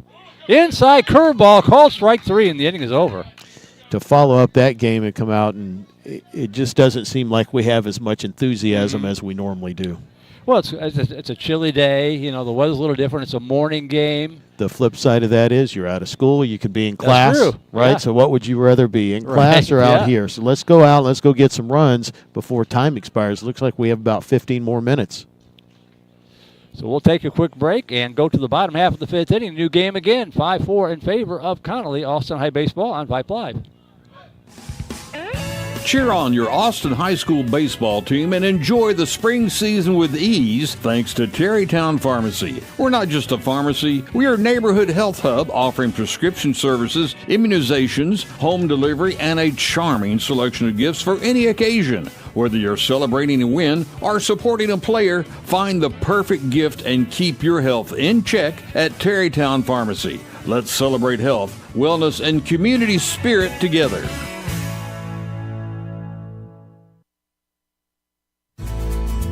Real estate companies come and go in Central Texas about as fast as the wildflowers in spring. But when you're looking for a house, you're looking for a place to put down roots, a place to call home for years to come, which means you need a realtor with roots in the community, like Tate Property. Tate Property is a family-owned real estate brokerage located in Terrytown. We grew up here, we live here, and we work here, representing buyers and sellers of Austin's finest luxury homes, investment properties, and farm and ranch retreats. This is our passion. Give Tate Property a call at 512-474-8283. That's 512-474-TATE. Or look up online at tateproperty.com and let us know how we can help you today. Tate Property, exceptional homes, exceptional service. This is Jake Beck, and you're watching Austin High Baseball on Vibe Live Network.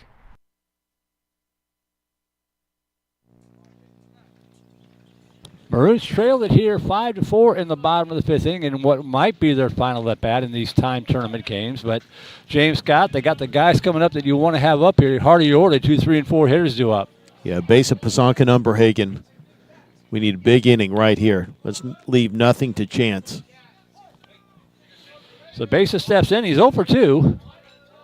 Hit it to the right side both times. And takes a pitch up at the lettuce. Strike one. The second at-bat was a hard-hit ground ball.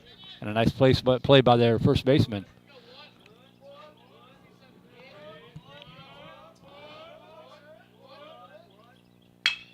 Ripped it again down the first base line. When we do hit them, we are just pulling them foul. Yeah. Again, we're way out in front of these guys because he's throwing about 15 miles an hour slower than what we're used to. But, hey, our hitters have to adjust. They're out of play to the left, and the count remains 0-2 to Besa.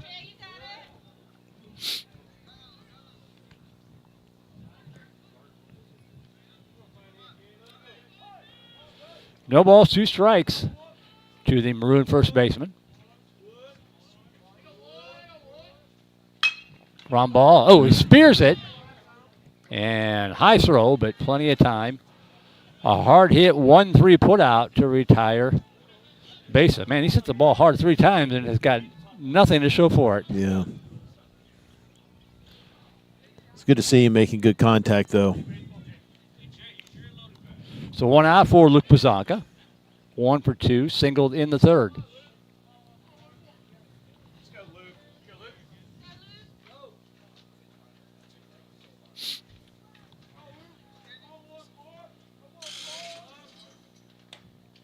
And pitch up high, ball 1.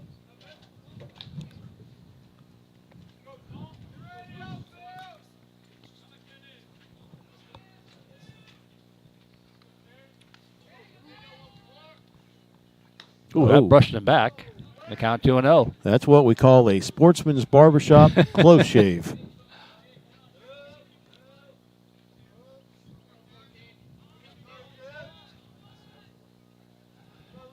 Two-0 pitch, hitters count. Miss outside, ball 3.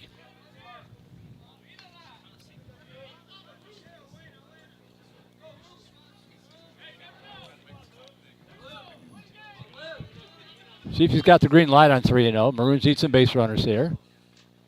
Nope. Didn't need the green light. Draws ball 4. And Pazonka would trot down to first for Jack Umberhagen. Let's see if Jack can get a hold of one, straighten it out. Last time he hit one about, I think it's 375, right. But unfortunately is about 30 feet foul. Yeah, that's another example of him being way out in front. Looks like Patrick Bird is coming in as a pinch runner for Pazonka. Patrick Bird, number 6.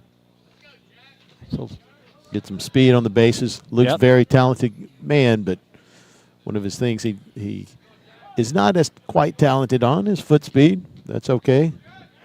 Pitchers and sluggers don't need it. Nice part about high school baseball is he's not out of the game now. Correct. That's the one big difference. He will re-enter. Right. Umberhagen steps in from the left side.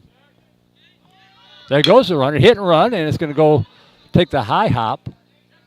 The 4-3 put out. Retires Umberhagen for out number 2, but on the play, the tying run, Bird moves up to second base. 2 outs now for Ozzie Contreras.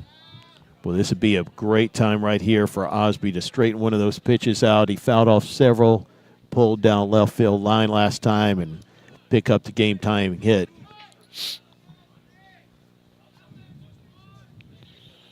So Bird at second with the tying run, 2 outs for Contreras. There's one. He turns on that one, pretty well tagged. That is going back and it's caught. He smoked that ball, hit Yes, a he rope did. right out into left center field. Unfortunately, Ruiz moved right over and got that one. Now, if there's a blessing in that whole thing, yes, if there is a blessing, it is only 11:06. We started a new inning. We do get the final at bat. Yeah, if that had lingered, the clock would have run out. But we're going to play the 6th inning, so we'll take a break and be right back. You're watching Austin High Baseball on the Vibe Live Network. At Horizon Bank, we're from here. With over 100 years of experience serving Central Texas customers and headquartered right here in downtown Austin, we are proud to support our community and the athletes who keep it strong. Stop by any of our Austin and Central Texas locations and see how we can help you meet your goals. We'd love to meet you. Or you can visit us on the web at horizonbank.com. My missing teeth were in the front. I fell off a roof, messed up my teeth. I would be talking and my tooth would just fall out. That's when I turned to 8118 Dental Professionals. When I first came in, it was so welcoming. I just felt a connection, felt like family. It is worth every penny because you get that peace of mind that everything is okay. I can't stop smiling. Why wait? From implants to full mouth restoration. Go to 8118dentalimplants.com to see how we can help you smile again.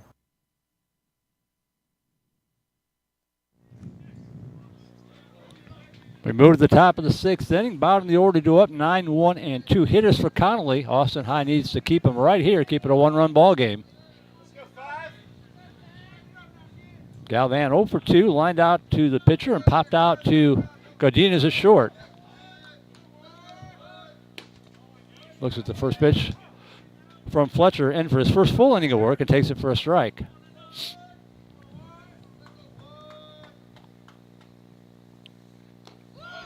Waves at that one, completely fooled, 0-2 the count. It's a good, tight curveball. And pokes it foul down the right field line. Thinking of Rosie Vega, keeping an eye and an ear on things. Yep. I bet she's a lot warmer than we are. Oh, beautiful pitch. Called strike 3.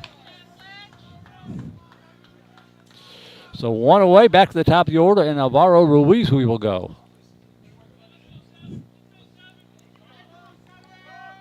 I love Fletcher's tempo. He gets the ball, he's ready to go.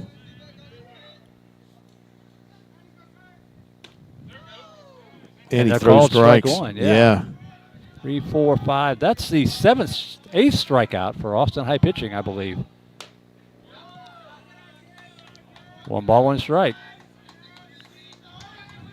7. I counted 1 twice. You can't do that. That one little tapper right in front of the mound. And again, good communication there by Contreras and Fletcher. That was an easier play for Fletcher to make, and he makes it. 2 away. Yeah, he bounces off that mound quick, fills his position really well. Sandrea will step in with 2 outs and the base is empty.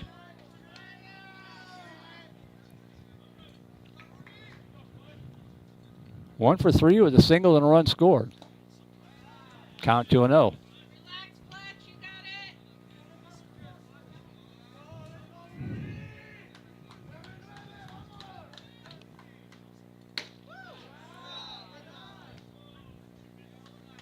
Three and 0. I guess that one missed.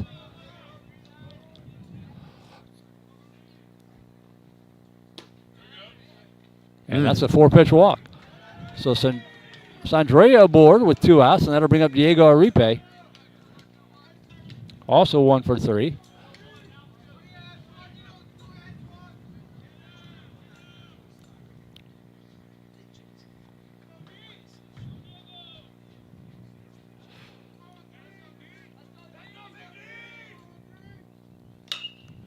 Squib left side, takes a nice high hop.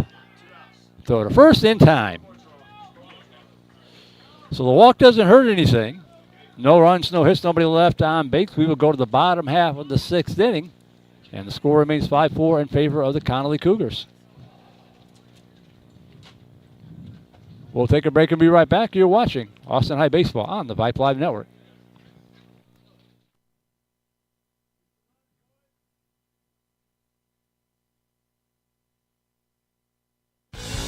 Do you need a haircut? A real haircut? One that's tapered or blocked, clipped or trimmed just the way you like it? Come let the licensed barbers at the Sportsman's Barbershop take care of you. The Sportsman's Barbershop is a friendly, no-frills neighborhood barbershop located in Austin's Brykerwood area. Our barbers specialize in traditional haircuts for men and boys, along with beard trims and straight razor shaves. The trophies and mounts donated by customers that line the barbershop walls serve as testaments to over 60 years of serving Austin. Give the guys a call, 512-459-9525 to schedule your appointment today, or look us up online at sportsmansbarbershop.com. The Sportsman's Barbershop, an Austin institution.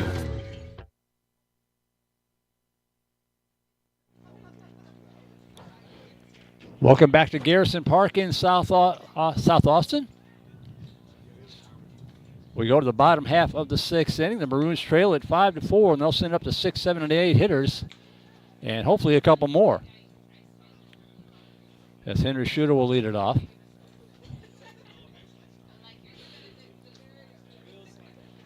I know we're griping about the weather, but it is still February. Happy Leap Day, everybody, by the way. Happy Leap Day. We'll see you again in 4 years. Yeah. I always felt bad for kids who were born on leap year. Only get an actual birthday once every 4 years. I saw an article in the paper. There's a lady that's, I think she's pushing 100 years old, but yet she's only 25. Only 25, that's right. She is the most mature-looking 25-year-old I've ever seen.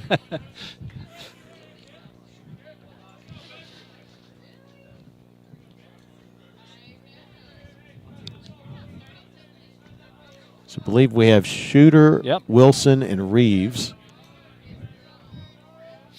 And hopefully a few more. Maroons need 1 to tie and 2 to win it, as we are 2 minutes away from the end of our deadline. They'll finish out the inning, but this should be the last half inning of play here. 0-1 the count to Shooter.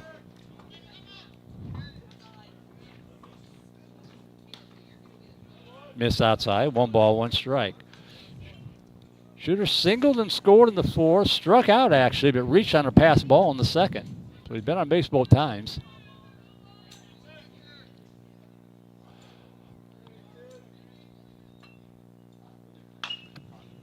Hits that one pretty hard down the left field corner. And it was caught out there. I had to watch the umpire because can't see down into that corner, but a nice job by their left fielder drifting over Rodriguez to make the catch for out number 1.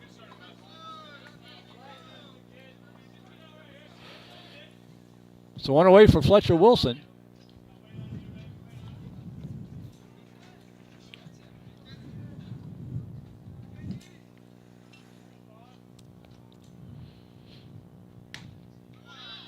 Letter high strike, strike 1.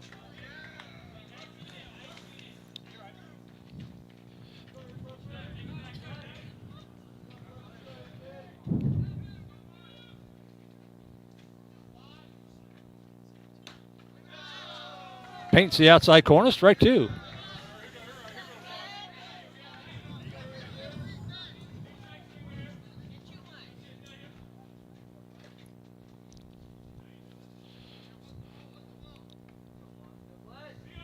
No balls, 2 strikes to Wilson. Slow roll to right side, could be trouble. Nope, he's got it, and the underhand toss over to first in time. 2 up, 2 down, they'll leave it up to Charlie Reeves to try to keep the Maroons in the ball game. Yeah, Reeves' job is still just to get on base any way possible. We need runners. Owner of one of the shortest swinging singles you'll ever see. That ball is backhand by the shortstop. The throw to first, not going to be in time. He beats it out. The second infield single of the afternoon. Nice job by Sandrea at short, going deep in the hole, but all the momentum going away. Reed's at pretty good speed, and the Maroons are still alive. Jason Martinez will step in. No, we got Scott is in for Martinez. So this is his first plate appearance today. He's hitting .273 with a .500 on base percentage. Toss over to first, runner back. This is hopefully where the base running that they did yesterday in practice will pay off. Right. Let's see if we can put the ball in play here. Put the pressure on the defense. There goes the runner. Hit and run. And a high chop. The throw to first is in time to retire the side, and that might be the ball game. We'll wait for the official word here.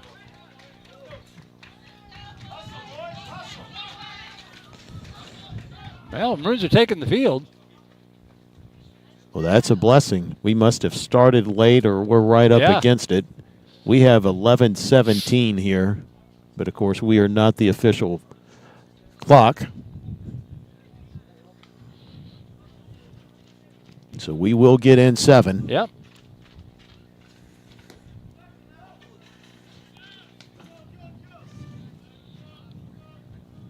Yeah, that means the top of the order will be up. Yeah, we'll have Godinez, Base of Pizanka, and Umberhagen.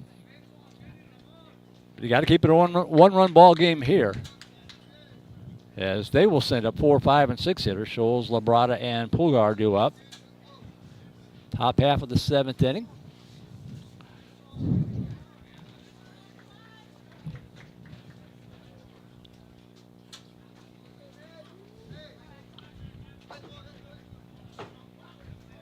So, great question. But I see Manor right over there.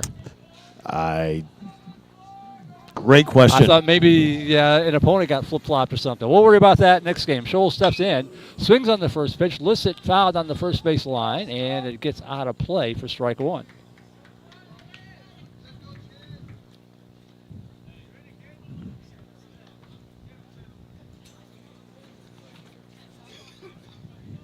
To our knowledge, we have the 12:30 game here against Manor. However, a third team has shown up here. That might be a throwdown for field space here. 1 ball, 1 strike. The field out beyond center field looks to be a softball field.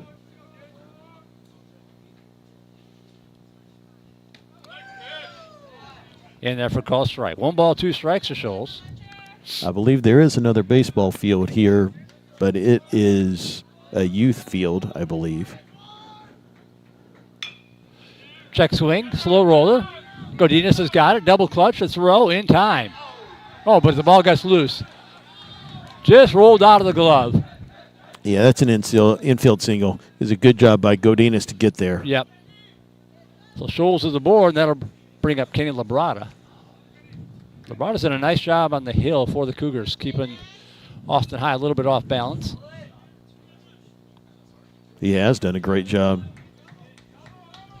He's gone the distance.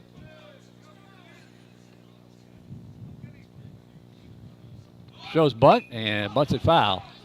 Back to the screen for strike 1.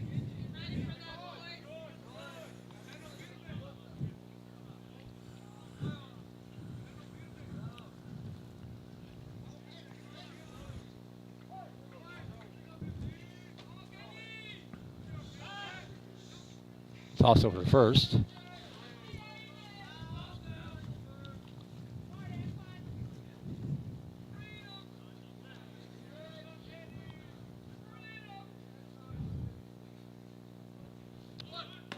Bunts to it, strike 2.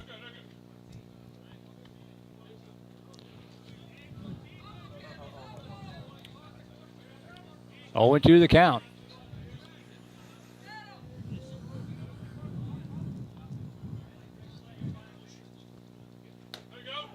In the called strike 3, and Labrada is out on strikes for the first out of the inning.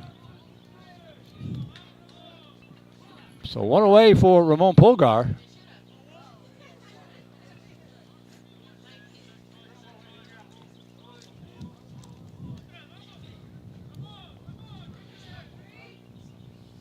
Pulgar, an RBI triple back in the 5th inning. 1 for 3 overall. That was a big hit, too. And the pitch up high, ball 1.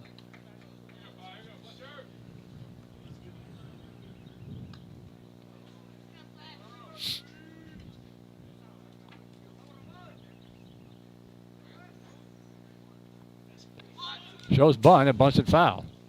1-1 the count.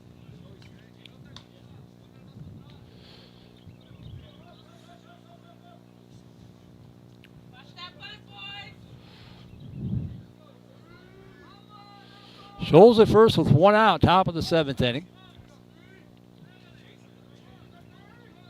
Pretty short lead. And swung on, fouled back, and the count 1-2 to Pulgar.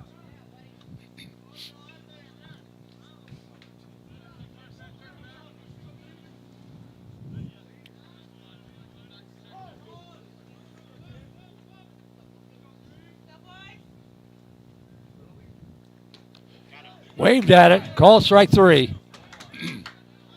And that'll be 2 away. That completely fooled him as Jose Rodriguez will step in.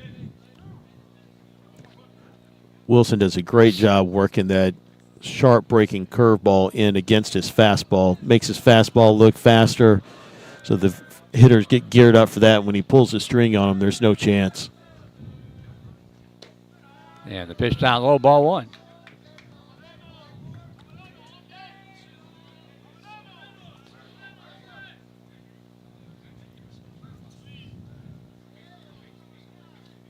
Ooh, and that hit him. So Scholes will move up to second base, and Rodriguez will trot down to first. And that'll bring up Jose Villata.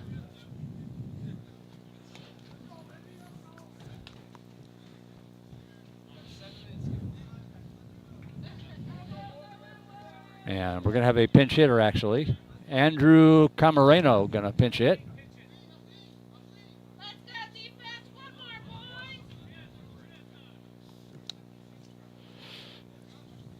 So Camareno stepping in for the first time today.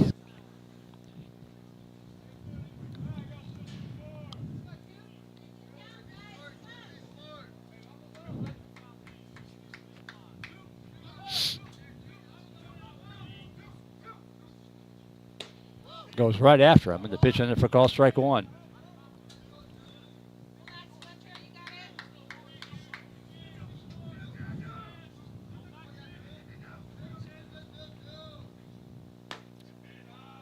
Just missed outside. 1 ball, 1 strike.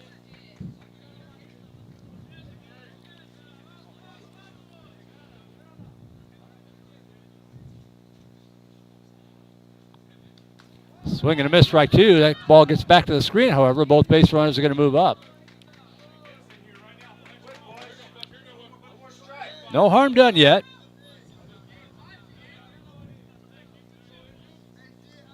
Scholes down to third, and Rodriguez up to second. But you're 1 strike from getting out of the inning.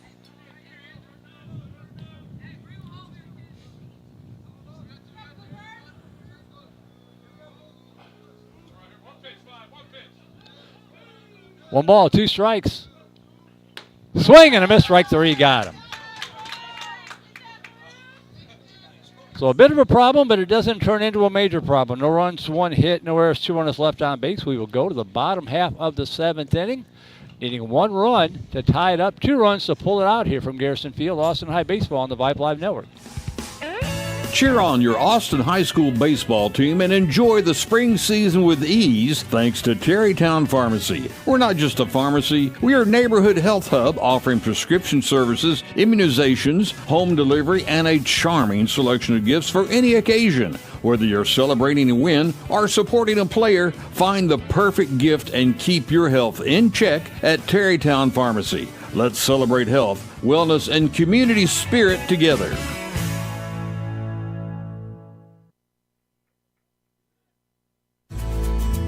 Real estate companies come and go in Central Texas about as fast as the wildflowers in spring.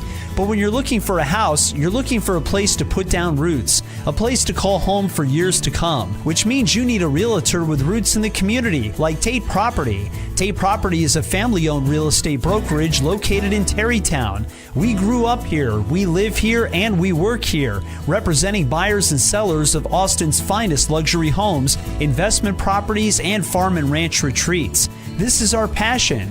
Give Tate Property a call at 512-474-8283. That's 512-474-TATE. Or look up online at tateproperty.com and let us know how we can help you today. Tate Property, exceptional homes, exceptional service. Top of the order due up for Austin High as we go to the bottom half of the 7th inning. Godina, Besa, Pizanka, hopefully Umberhagen, Contreras, Shooter, and whatever it takes to get 2 runs in here. We need base runners and we need runs. Godina's been locked in at that leadoff spot all season. Couple of ground outs, sacrifice fly RBI for the Maroon shortstop. And takes the first pitch inside corner, called strike 1. Abrada has gone the distance for the Cougars.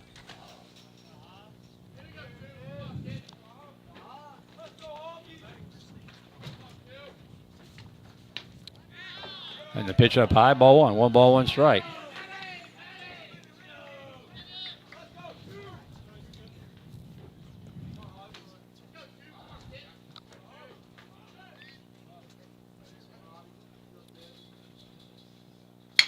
There you line go. Shot into right Yes, field sir. for a base With his hit. speed, let's go. Go Gonna through, roll into baby. the corner. Ronning first, heading for second is Godina. He might take over to third. He will. The throw's coming in, not even going to be close. Godina, a stand-up triple to right field to get things started for the Austin High Maroons. Just what the doctor ordered. Nice job of getting on base. Javi Godinez, line drive down the right field line, stand-up triple. Couldn't ask for anything more. So you're going to have 3 chances to get the tying run home. And the big 6 at the plate, starting with Jaden Besa, who is due. We have to be smart on the fly ball. Let's not leave the bag early. We had that boogaboo get us against Anderson, cost us a run. Pitch inside, ball 1. Once bitten, twice shy. I bet he'd make that same mistake. Infield, as expected, is in, and shortstop is really in, giving the advantage to Besa. And that ball is lifted, fouled on the left field line. 1 ball, 1 strike. All Jaden has to do is get the ball a little over this infield, which is going to be less than 90 feet away from him, or a medium fly ball into center. Yep. And this game will be tied. 1-1 pitch. That's going to There get you it go. done out in the right field for a base hit, and we are tied. Nice So now job. you go for the win. Base with the RBI single to right to score Godina. 5-5 ball game. And Luke Pizanka will step in. Let's keep it going. That's a great job getting Ty. We got nobody out. Let's go win this thing.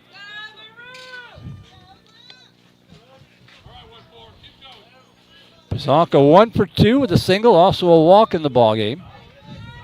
And you feel starting this inning, Merle, that the energy level is picking back up for Just the a Maroons. little bit, yeah. The challenge is, we've been at this for 6+ innings. We have the really elite teams keep it going from the first pitch to the end of the game, and we've got to get there.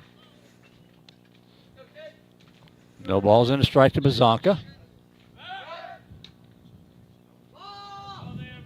Pretty good move there from Labrada.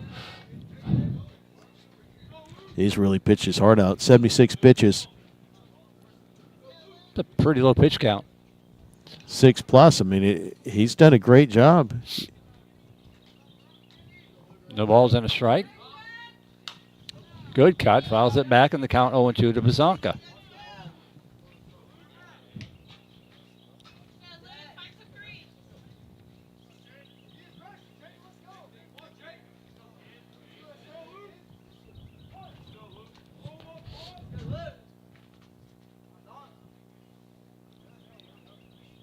0-2 pitch. Fouled back to hang alive.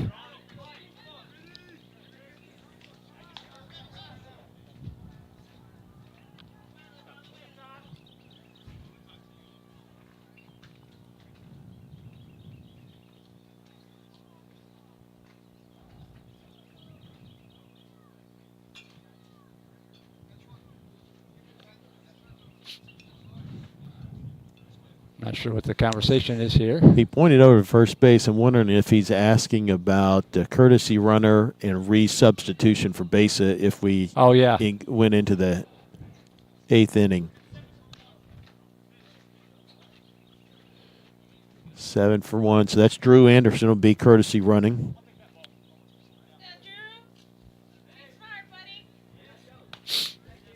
So get that winning run with a little bit of extra speed at first base. Anderson there. The count 0-2 to Pazonka. We'll see if Coach A decides to put on a hit and run or a steal. Maybe not hit and run with 0-2 count, but maybe a straight steal somehow to get Anderson over into scoring position. Got a pretty good lead. There he goes. Swing and a miss, strike 3. The throw down to second, not in time. So you called it. Stolen base puts the winning run at second base, now 1 away for Jack Umberhagen as Pazonka's out on strikes. Now, if you're Lumberjack here, obviously you're a big, strong kid, a lot of power.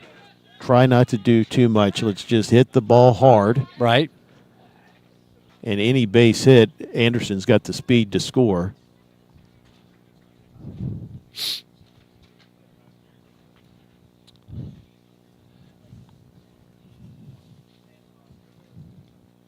I can't imagine that you're going to make a pitching change here with only about 80 pitches. I haven't seen anybody warming up in the bullpen and talk about an unfair advantage going out there right now with as cool as it is and with this wind blowing. It would take you a while to warm up. There's not an injury substitution, so you'd only get 8 pitches. So I agree with you. Can't imagine a scenario where the coach would make a change right now. Especially with only 14 guys in your roster and a 6-game tournament. Yeah, very true. Man, talk about putting a kid at a severe disadvantage. Yeah. Hey, Eric, we need you to pitch. You got 8 pitches, and you got to be ready to go. Wow. Thanks, Coach. But not the case here. Nope. So Drew Anderson is second base, running for Besa. He represents the winning run. There's 1 out. In the bottom of 7th, Jack Umberhagen will step in. 1 for 3 with a single and a run scored. And that came back in the second. They're just going to put him aboard. They intentionally walked him. That'll bring up Ozzy Contreras. Oh, boy, this would be huge for Osby, wouldn't it? Same thing for him. So he's a sophomore. Let's just focus on putting the bat on the ball right here. He's got the ability. Ooh, that was pretty close. Their shortstop tucked in behind Anderson pretty sneakily and made it interesting.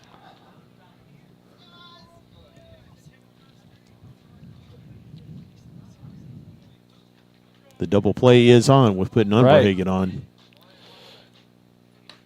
The pitch up high, ball 1. Shooters on deck.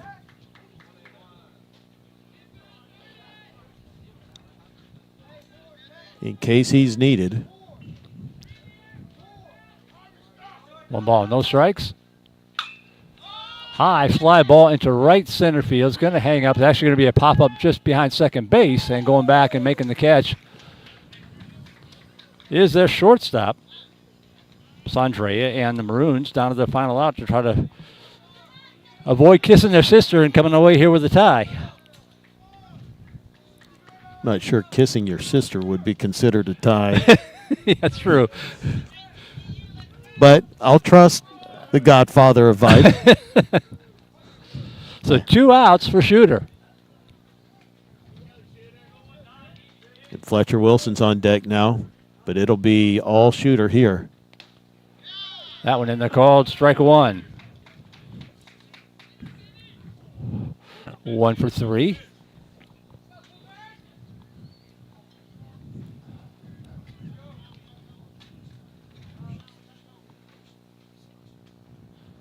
Oh, and pitch. That ball hit hard to left field. Going back. It is up against the wall. And the Austin High Maroons are going to win the ball game. What a walk-off for the sophomore. A throw coming into the play. That doesn't really matter. The ball game is over 6-5 as Henry Shooter drills it. One hops it up against the fence.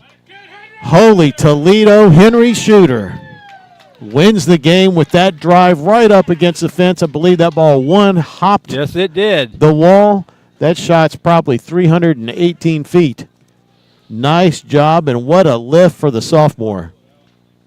So 6-5 will be your final score as Austin High comes in and scores the 2 runs they need in the bottom half of the 7th inning to pull it out of the fire.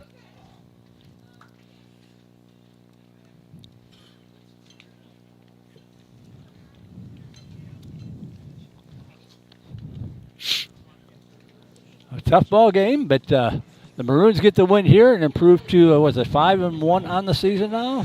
Going to be 5-2. 5-2, that's right. So we got Fletcher Wilson actually picks up the win in relief. The hard luck loser is Labrada. But all's well that ends well for the Maroons. So we believe that Austin High takes on Manor in the next game. We're going to keep the stream up until we find otherwise. Yeah, why don't we pay some rent and let's figure this thing out. Yep, we will do just that. But for now, Austin High gets the win. And we'll be back to explain what's going on here. 6-5, your final score. The Maroons with the win. We'll be right back here. Austin High Baseball on the Vipe Live Network.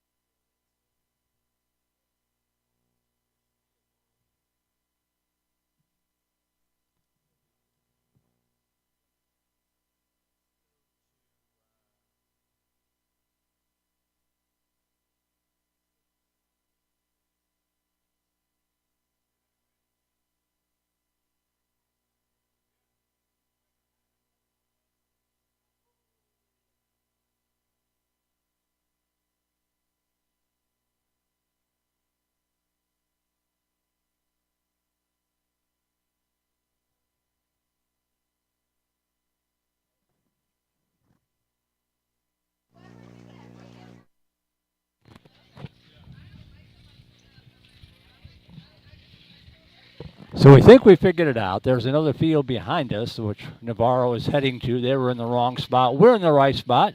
So James interviewed. Why don't you set this up, James?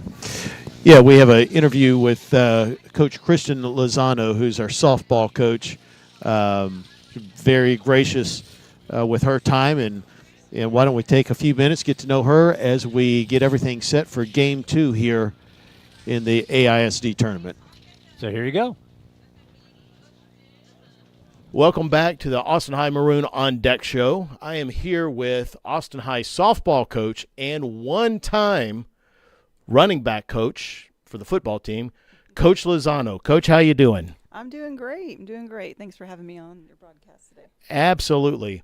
So this is for the On Deck show of our baseball program. If there's anybody out there like me, I've known you from a distance a little bit, but don't know much about the program, don't know much about you.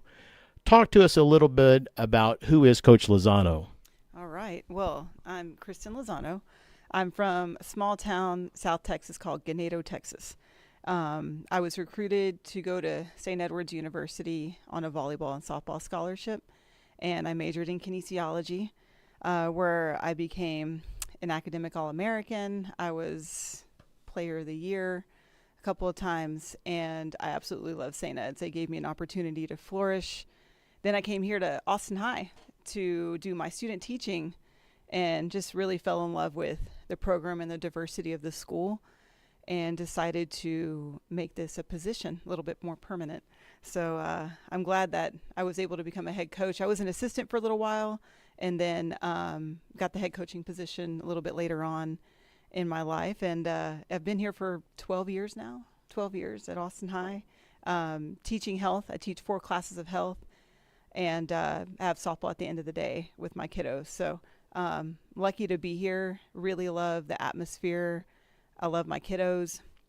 They work really hard for me. And I'm trying to think what else I can say. You might have to cut. No, that's fine. That's fine. So tell us a little bit about the softball program. You said you've been here since 2012. Where is the program today versus when you started, and what is your ultimate vision for the program? When I first got here, it was about 2016. I had left and came back and just noticed that, our girls weren't really hitting the weight room as much. They had a lot of arm issues and the discipline. Like, we really wanted to get back to the skill and the work ethic of, making a playoff run. And so prior to that, they have, but there was just a year where they didn't. So I wanted to come in and get the girls strong enough to be able to not have all those arm injuries. So we hit the weight room about 3 times a week. They started making playoffs more and more and more, and that just became the norm, is you're making a playoff run. We're not here to collect a playoff t-shirt. Yeah. We're here to make a playoff run. And I think that's the biggest difference is, academically, you always, need to pass every 6 weeks. We're a 9 weeks type of school. And we stress academics. Like, you need to take care of yourself. You need to learn how to speak up for yourself and ask your teachers for some help and not feel like you're drowning. Like, we're all here to help you. So we started there, and then it transferred to the field where, okay, now let's work on the skills on the field. Let's work on the little minute things, your hitting form, your approach, your mental approach, your skills. What does that look like at different stations? Break up the monotony of things. So try to introduce different things and competitions to make it fun, because we know how practice can kind of be mundane sometimes. No doubt. No doubt. Well, so that sounds like a great thing. Who are some of the players this year to be on the lookout for? On the lookout? Well, we've got quite a few, and we're a young team this year, but they work so hard for me every single day, and they're such a fun group to be around. Every day it's always something new, so you're always laughing about something that they did. But a couple of girls, I have Jasmine Benavita. She's a sophomore. She's a starting pitcher. She's an outfielder. She's a second baseman. She's wherever we need her. Jack of all trades. Jack of all trades. That's what you want in a player is, Coach, you can put me anywhere. I'm like, that's perfect to me. Caitlin Fudge, who's a senior. She's my catcher. My voice, the confidence, she pushes them. They look up to her for different types of, skills and communication. We've got Carolina Castelleja, where she is a third baseman. She came back from some ACL tears, and she's just been on a tear at the bat, in the box. So we're lucky to have her back and healthy. Everly Bankert, who's a freshman, tons of speed. Let's see, Kaylin Knox, who's a sophomore that can literally knock the socks off of a ball. Nice. So baseball guys don't park behind our field. And Anaya Hollins, first baseman, quick, skill, power. I mean, just Alessandra Martinez to a utility player, wherever we put her, another voice to recognize. I mean, we just have so many different puzzle pieces that we're putting together, and they've been doing a great job of pushing each other, and kind of really our mantra is like outdo what you did yesterday. So they just learn how to level up every day, and eventually that they start building that culture of playoff run. Nice. Now, speaking of playoff run, big thing here recently with UIL is the realignment of classifications. Districts changed a little bit. Ours changed. We lost a couple. What is your take on 6A versus 5A, and any thoughts on the new district alignment starting next year? I mean, we dropped down to 7, so it gives us 2 more weeks of actual games and tournaments to play before you actually see somebody in district. I feel like having 9 right now, you're done playing scrimmages, and then it's like boom, you hit a district game so early, and that you have to like hurry up and figure it out pretty fast, and not make that many mistakes. So it's a lot of pressure for me and them. So having 7 next year will kind of give us 2 more weeks to breathe before we figure out our lineup. But being a 6A is, you're at the top, and that's very competitive. And I'm a very competitive person. I don't care if it's shooting paper balls in a basket, like I'm going to win. Yeah. So 5A is just as competitive, but being 6A to me is just different. You're against some of the best coaches in the state of Texas, and softball's no easy feat here in Central Texas. Our district is tough. So getting out of this is like, for me, getting out of the semifinals round in Texas. So great competition, great coaches, great players to play against. And, we can only get better from here. We just have to make sure that our skills are in check to be able to play these wonderful teams. Yeah. Now, I always tell kids, if you do want to play at the next level, you might as well play at the highest level in sports that you can at the lower level, because you're going to walk in to college, at least theoretically, in much better shape facing the competition at this level versus maybe a lower classification. Would you agree with that? Yes. I mean, 6A, I came from a 2A. So, when I went to college, I was like, wow, everybody's just as good as you, if not better. Yeah. So you have to pick up your craft and really get after it. But 6A, you're playing with those kids that are going to probably play collegiate ball one day. But, and if you are part of that 7% that gets to play, it doesn't matter what division you go to, just be lucky that you just got recruited for that. Right. So, playing 6A, it does help you with that, but there's a lot of things that you have to do outside of your sport to develop the craft that you need to play collegiate softball. It's not just the reps you take at practice. It's what are you doing outside of practice to help you get to that next level. Yeah. Very good. Well, listen, thank you very much for the time today. Absolutely. Really appreciate it. Good luck this season. Thank you. And we'll be right back on the Maroon on Deck show. All right, we're back on the Maroon on Deck show with sophomore Jason Martinez and somebody who needs no introduction, senior Nate DeGray Goulding. Gentlemen, 1 week of games in, your first week on varsity. What is your take on varsity so far? I really like it. It's game moves a little faster, but other than that, it's pretty fun. Yeah. Have you noticed any difference? We have one district game so far. We played Anderson at the time of this recording, and then we've played a tournament in Centon. Any difference in the energy of the game or nerves from your perspective? I feel like the game moves a little faster in the district, but other than that, it's just the game of baseball. We kind of had some pretty good support out there on the Anderson game. It seemed like the crowd was really into it. So what do you think your contributions to this team will be this year? I feel like I have a decent amount of speed, so I feel like I'll be on the bases a lot this year. There you go.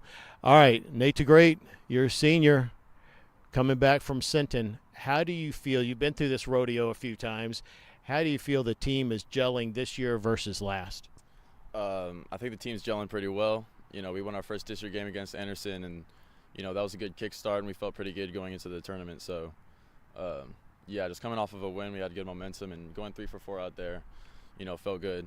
A little bit of ease off, and now we're just looking at districts, to put it in coach's words, just every detail matters from here on out to earn ourselves a playoff spot. So. Fantastic. And a nice catch out there in right field, sliding down. You look like Joe DiMaggio flying around there. Thank you very much, yeah. So being a senior, you got a couple more months left of your baseball career. Take us through when you started playing, where'd you start playing, and kind of what this last couple of months means to you.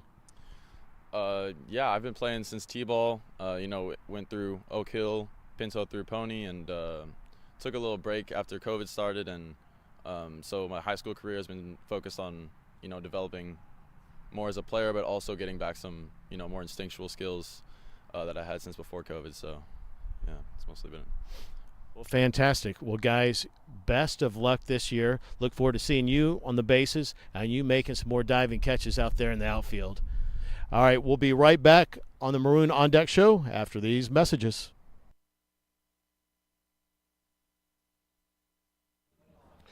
Welcome back on the Maroon On Deck Show. I'm here with Coach Arianis. Coach, last night, tough loss, close game to Dripping Springs. What'd you tell the team today as you got ready for practice? Let that one go, take that one in the chin, and learn from it. We worked on a few things that we can fix and that we can control, and that was the message today. But learn from it and just move on. We actually hit pretty well, and that's arguably probably the best pitching that we've seen so far this year. 7 hits over the 7 innings. Pretty impressive. Some of our guys turned around 92-mile-an-hour fastballs. Do you think they appreciated what they accomplished and how well they actually hit? For sure, yeah. We've been trying to praise just staying short and being simple at the plate. The harder they throw, the further the ball go. But, yeah, just staying simple, not doing too much, and having a good approach. Yeah. Jake and Luke still look fantastic off the mound. I think Jake's ERA is now like 0.69 or something like that. His on-base percentage, I think, is like 0.195. Lot of leadership. We knew going into this season that they were going to be our strength. But going into the tournament, you probably look at some other guys off the mound. What's your thoughts? We have 6 games in 3 days. That's a lot. What are you thinking? Yeah, a lot of baseball, and we're definitely going to look at some different arms, see what they can do. But the end goal is still to win. Compete your butt off, but the end goal is still to win. We'll definitely look at, again, different arms. We have a little rotation going on, but the goal is to win this weekend. Yep. Well, very good luck. Thank you again for all your time, and we'll be right back on the Maroon On Deck Show after these messages.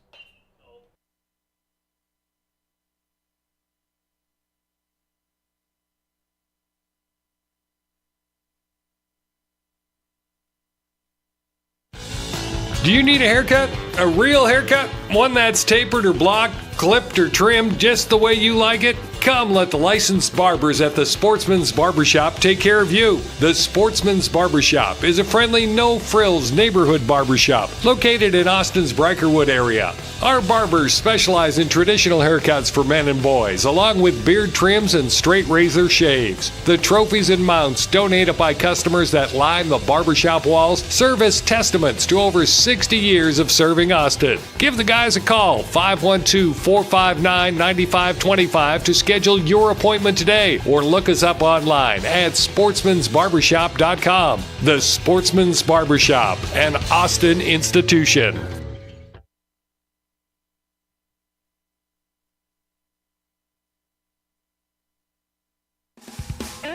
Cheer on your Austin High School baseball team and enjoy the spring season with ease thanks to Terrytown Pharmacy. We're not just a pharmacy, we are a neighborhood health hub offering prescription services, immunizations, home delivery, and a charming selection of gifts for any occasion. Whether you're celebrating a win or supporting a player, find the perfect gift and keep your health in check at Terrytown Pharmacy. Let's celebrate health, wellness, and community spirit together.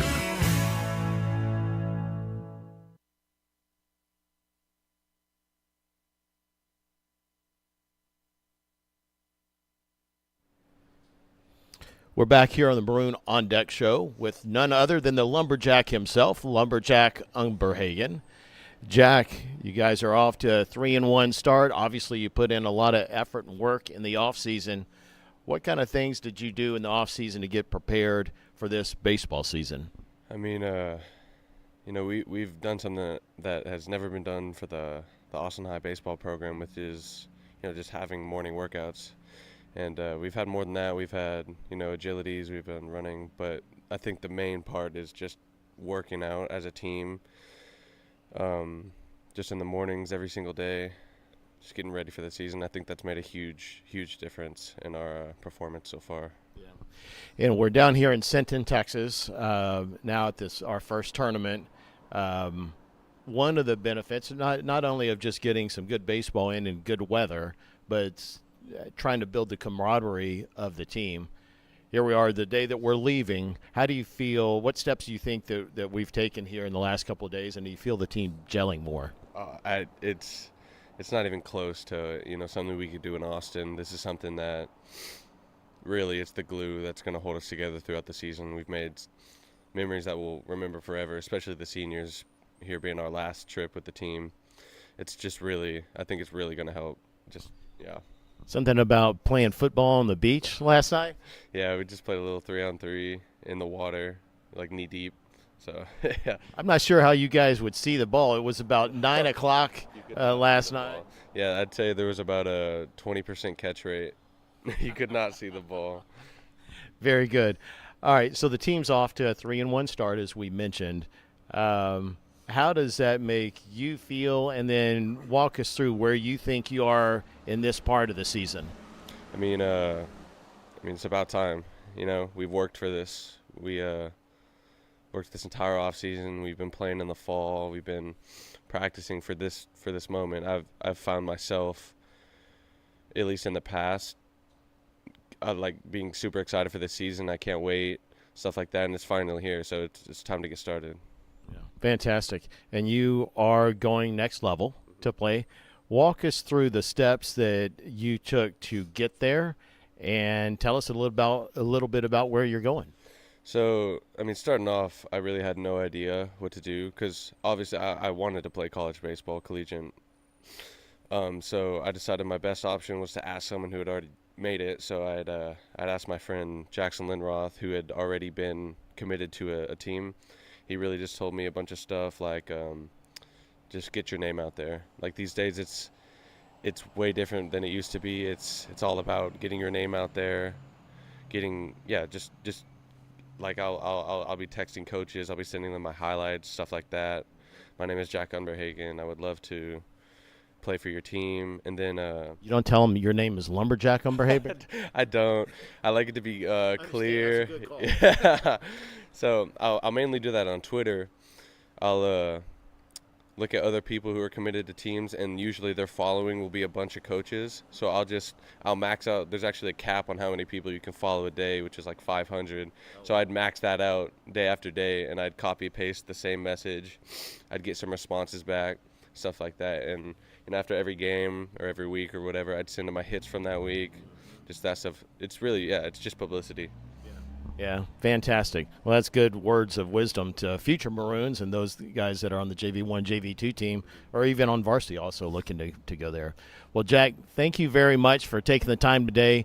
Good luck this season, and let's see a few more bombs from you. Absolutely. Thank you. All right, thanks. We'll be back on the Maroon On Deck show right after these messages. At Horizon Bank, we're from here. With over 100 years of experience serving Central Texas customers and headquartered right here in downtown Austin, we are proud to support our community and the athletes who keep it strong. Stop by any of our Austin and Central Texas locations and see how we can help you meet your goals. We'd love to meet you. Or you can visit us on the web at horizonbank.com.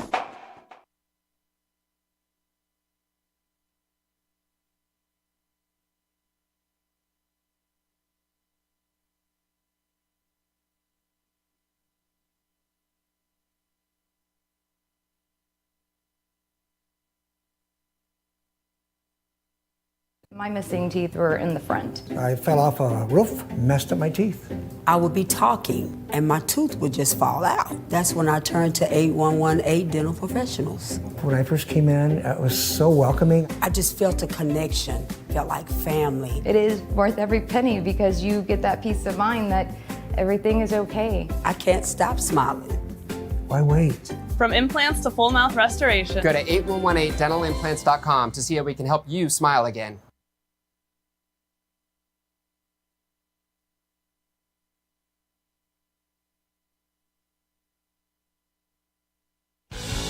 Do you need a haircut? A real haircut? One that's tapered or blocked, clipped or trimmed just the way you like it? Come let the licensed barbers at the Sportsman's Barbershop take care of you. The Sportsman's Barbershop is a friendly, no-frills neighborhood barbershop located in Austin's Brikerwood area. Our barbers specialize in traditional haircuts for men and boys, along with beard trims and straight razor shaves. The trophies and mounts donated by customers that line the barbershop walls serve as testaments to over 60 years of serving Austin. Give the guys a call, 512-459-9525 to schedule your appointment today, or look us up online at sportsmansbarbershop.com. The Sportsman's Barbershop, an Austin institution.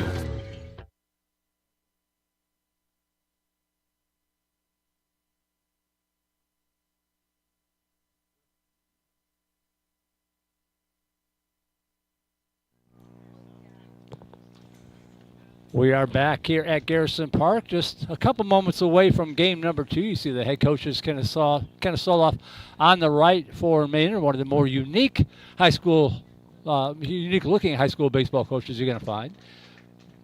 Unique is good. What's that? Unique is good. Unique is good, yeah. Basically rebuilding Manor's program from scratch. We were talking a little bit while we were at break there. Manor, a very rough season last year. I think they tied their season opening game and didn't come close the rest of the season.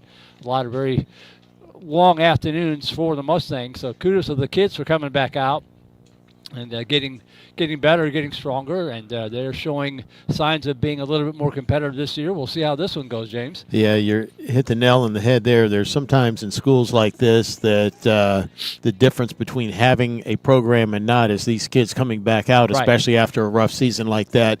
We saw LBJ last year that there was obviously a big talent difference. Game was way out of hand. We won that running away. We talked at that game that, hey, listen, you got to tip your hat to these kids. They're coming out, and I'm eager to see what Manor has and see how they've improved.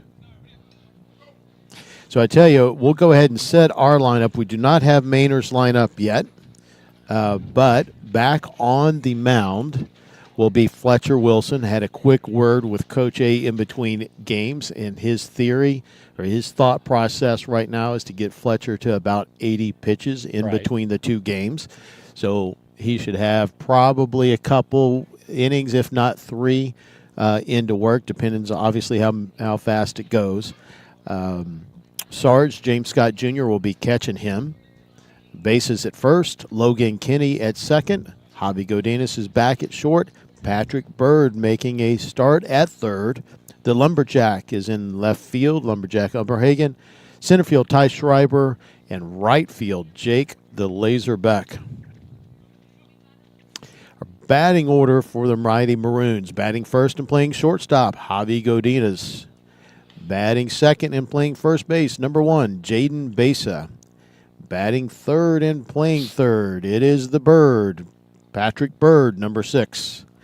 Batting fourth and playing left field, the Lumberjack, Jack Umberhagen. Catching, batting fifth, number 3, James Scott Jr. Batting sixth and playing second base, Logan Kinney. Batting seventh and pitching, Fletcher Wilson. Batting eighth and playing center field, Ty Schreiber. And batting ninth and playing right field, the Laser himself, Jake Beck. Well, just looking at Manor here, they come in here with a mark of 1-4. They defeated LBJ 16-2. Lost to Lockhart 10-2, Hyde Park 2-0, St. Michael's 19-10, and they got hammered pretty badly by Weiss. But they are scoring some runs there, and they got a win, which they didn't have last year. So baby steps. You're not going to go from 0-21 to playoff contention in 1 year, but you build the program up one game at a time, one kid at a time, and we'll see how it all shakes out here today. That's true. That's true. So we have Fletcher Wilson back on the mound. So this is his third game, his second start. He's pitched in 6 2/3 innings so far this year. He's 2-0, picked up the win in this last game in relief, giving up 4 hits, 2 runs, 2 earned, and 1 walk. This looks like number 7 for Manor, Torres. Anthony Torres, yep. And first pitch, down low, ball 1. We are underway in game number 2.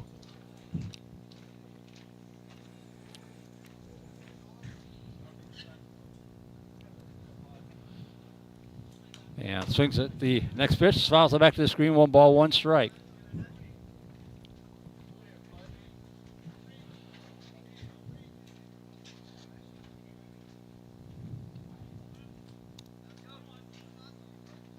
So 1 ball, 1 strike.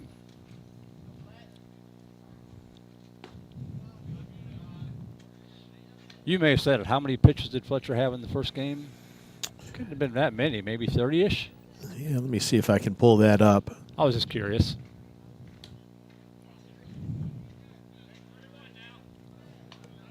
Three balls and a strike to Torres.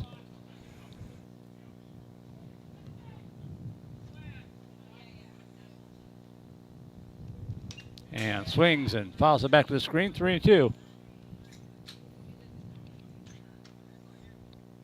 Looks like he had 48 pitches against Connally, so that'd leave him about, 32-ish? So roughly 2 to 3 innings worth of work for him. And beautiful curveball in there, called strike 3, and Torres is out on strikes for out number 1. So that will bring up Basil Jackson.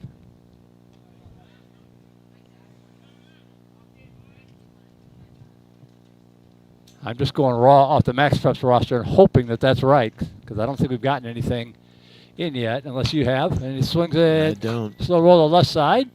Godinez has it, double clutch, and the throw is in time. Nice play by Javi. Way to go get that ball. And basically a good job at first base, too, Yeah. on the low throw. So 2 up, 2 down. And this will bring up David Chavez, senior. So far, their Max Preps does match with their Game Changer.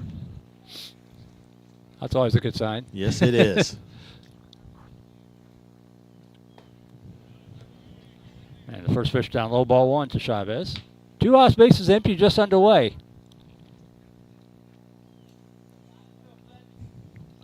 Fletcher threw 2 2/3 of the in relief this last inning, or last game.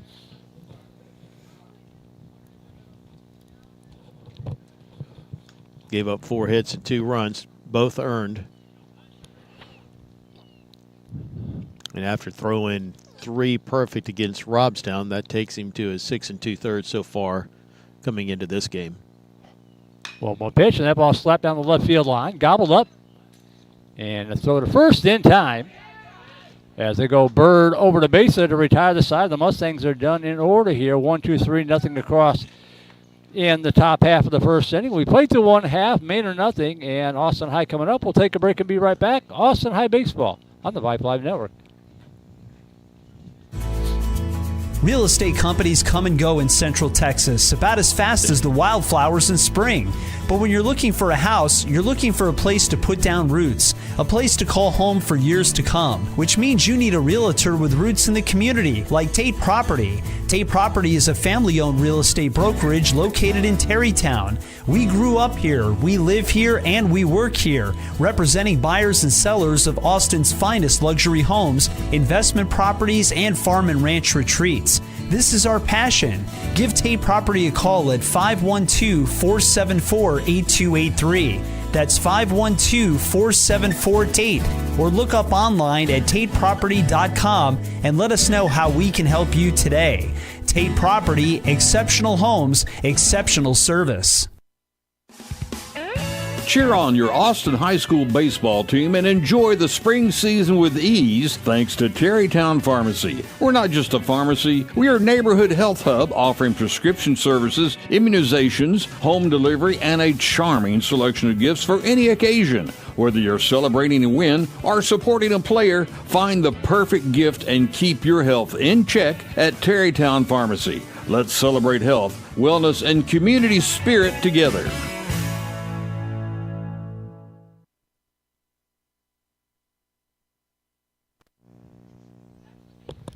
Welcome back to Garrison Field. Not too far from Crockett High School here in Austin, Texas.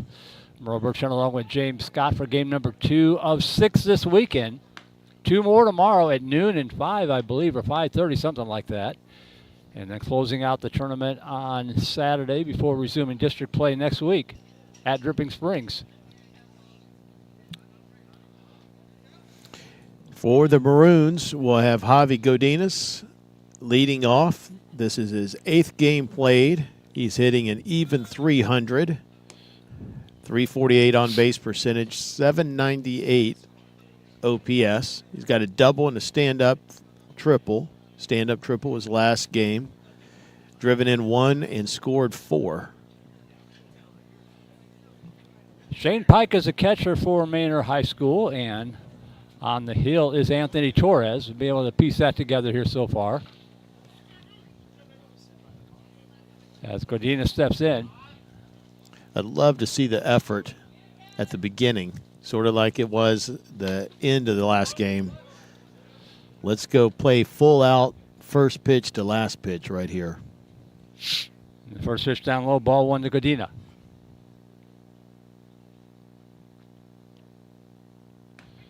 That's in the first strike. 1 ball, 1 strike.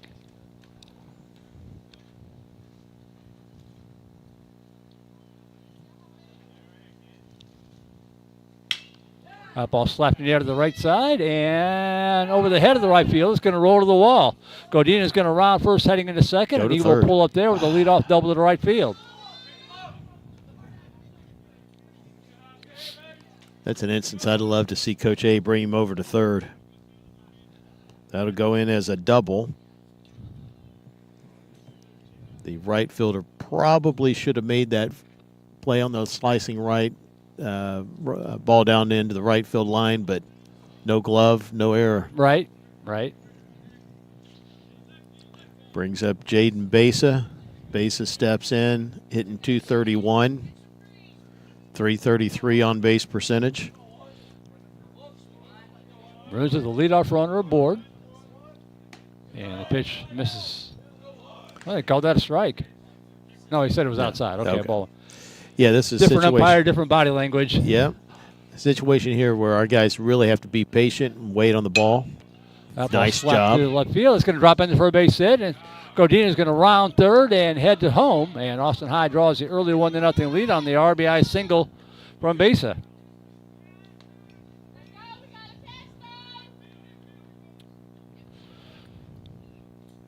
So 1-0 Maroons. That'll bring up Patrick Bird.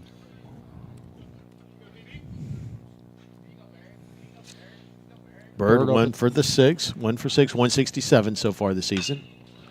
With a single there. Yeah, 3 batters, 3 straight hits. As Besa moves up to second base, Bird aboard, and that'll bring up Jack Umberhagen. Jack hitting 308. 822 OPS. Through 17 plate appearances, now 18. And that pitch down low, ball 1.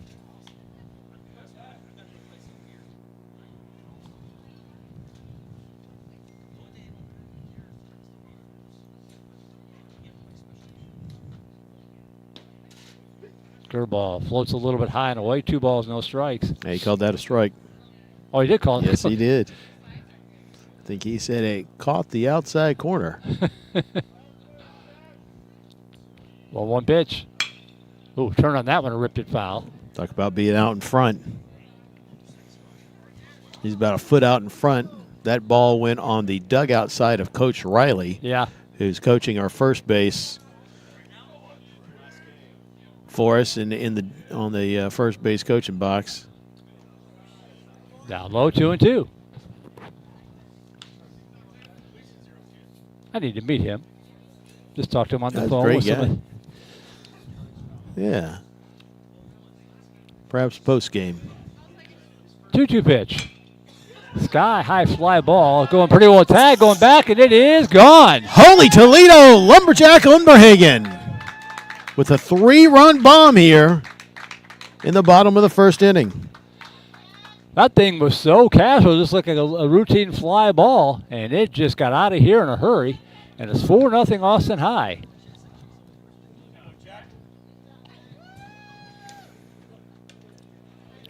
All right, let's keep it going. All gas, no brake right here. We got Sarge stepping in, hitting 250, 471 on base percentage. Going to have to wait on the ball and be disciplined. That is just a bit outside. Just a bit. So 4-0 Maroons on top early.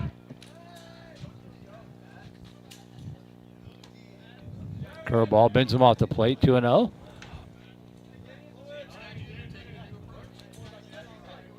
Austin High going for the sweep on the day with the come from ahead, come from behind, come from ahead, come from behind win over Connally. That ball hit hard to left field, pretty well tagged, and that is going to be up against the fence. Scott going to run first, head to second. Going to dig for third. The throw coming in, and it is not going to be in time. There you go. So Scott legs out a triple. Now that's the kind of effort that we love seeing. He ran full speed from the batter's box all the way around, never stopped at second base. Right. It's unusual to get a triple to left center field, but I love this version of the Maroons coming out all gas, no brake at the beginning of this game versus last game. So Logan Kenny will step in. Still nobody out, runner at third. And that one fouled off his leg. Oh, that's painful.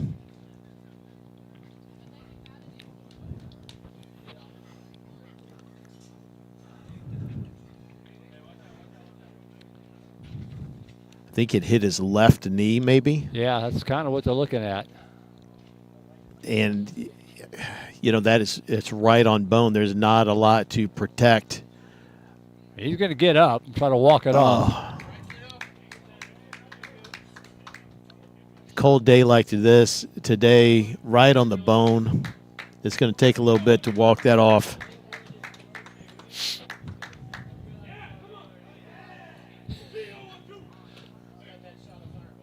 I don't think you can see that. It was outside the camera shot. He jogged down to the third baseline and then smacked himself in the knee. You're already hurting. Why hit it again? He's gonna pain loves pain. I don't know. Yeah. You know, it's a new theory. He is going to shake it off and stay in. Yep.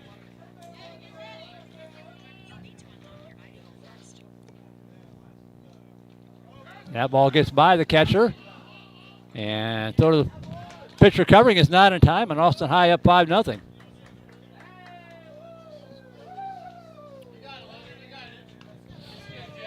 So 1 ball, 1 strike to Kenny. 5-0 Austin High on top here in the bottom half of the first inning. And all gas, no brakes. Keep going.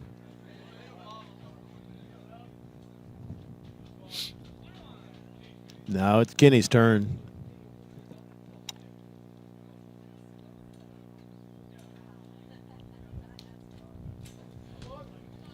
Two and one.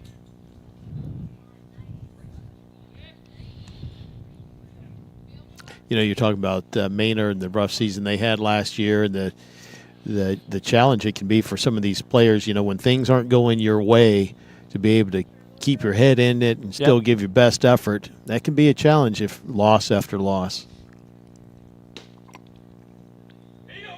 That pitch missed outside. 3 balls and a strike. Our record wasn't that good last year at 6-24, but we were in the vast majority of our games all the way through. That's a big difference than coming out and getting beat 10, 15-0 every day.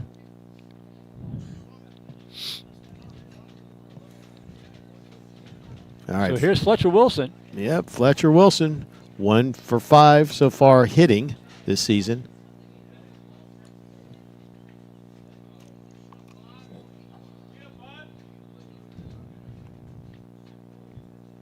Has more innings pitched than at-bats. How about that? Yeah.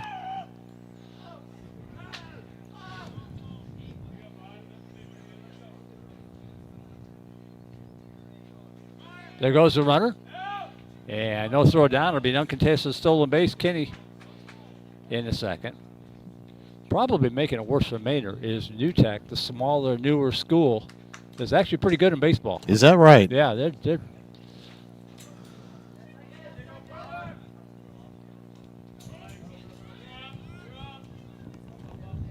Kenny will move down to third.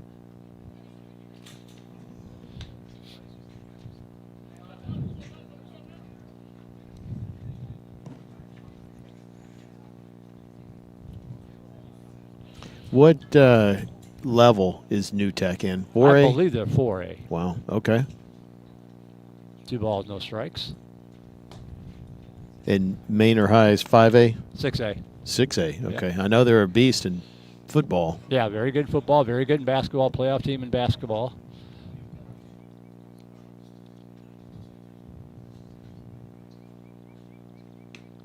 Ooh, got to get that bat out of there. So runners at the corners. That'll bring up Ty Schreiber. Fletcher bent down to move out of the way of that ball, left his bat up, and it didn't miss becoming a foul ball by much. So we got Ty Schreiber up. 143 so far, only 7 at-bats. 333 on-base percentage. Pitch up high, ball 1. They're going to throw down. Wow. I'm surprised they threw down. That actually is the difference between a defensive indifference and a stolen base. Right. In that situation. That's in the first strike. 1 ball, 1 strike. We talked about the small roster that Connally had with 14 guys. I don't see anybody in the Manor dugout. I think they've got 9 guys. Mm.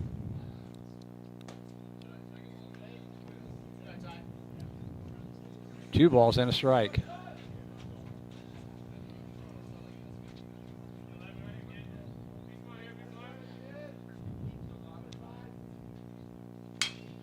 Turns on, illicit foul to the right. Oh no, I hope that's not my car. Yeah.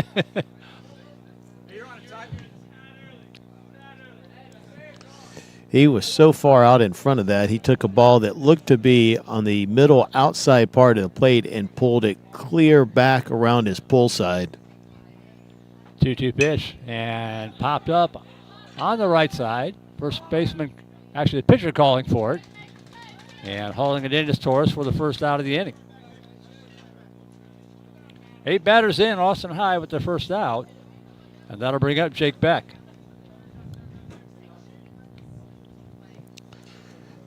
Jake the Laserback, known for a tremendous throwing arm. Let's see if he can't hit a laser right here.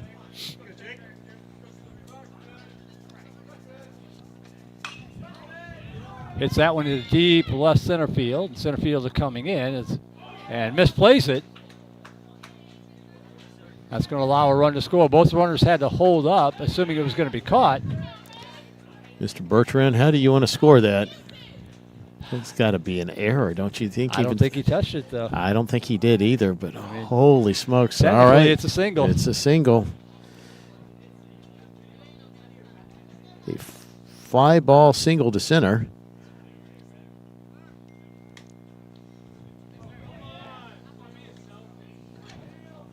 So back to the top of the order we go to Godina.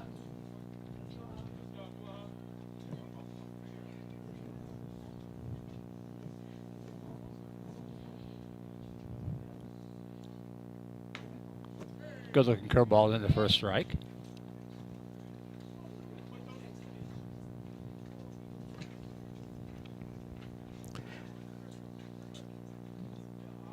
Up in the major leagues, they may have. Oop. That ball hit in the air to right field. That's going to drop in for a base hit. 1 run will score. Going to make it 7-0. Got it hung up between first and second. Going to allow the second run to score. And they get him at first.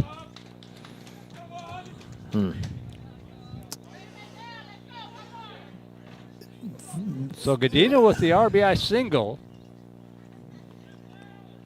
I'm not sure whether Coach Riley wanted him to go there and get in the pickle to score the other run or not. But I think that was sort of unintentionally intentional. Yeah, which doesn't bode well for the base running sessions that we had yesterday. Right. Strike one to Besa.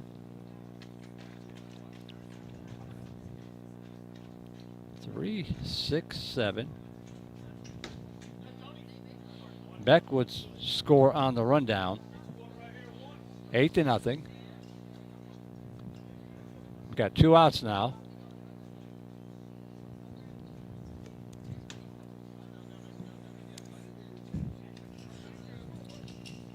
One ball, 2 strikes. Yeah. Jaden Besa in here.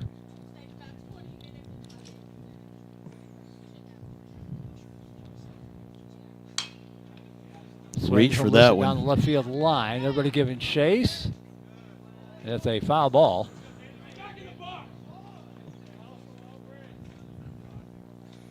Yeah, he expanded the zone and reached for that one. Now, granted, it is 2 strikes, so you certainly don't want to be punched out, and you don't know when the umpire is going to have a liberty at the strike zone. Right. So perhaps not a bad strategy there by Besa.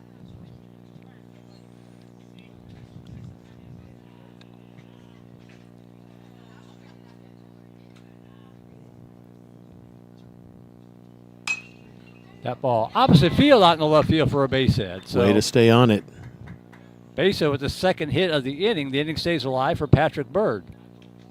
He did a good job staying back, protecting the plate, and just going with the pitch, and he pushed it over there to left field.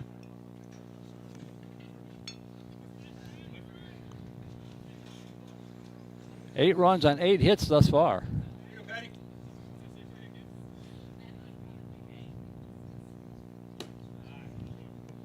Pitch down low, ball 1.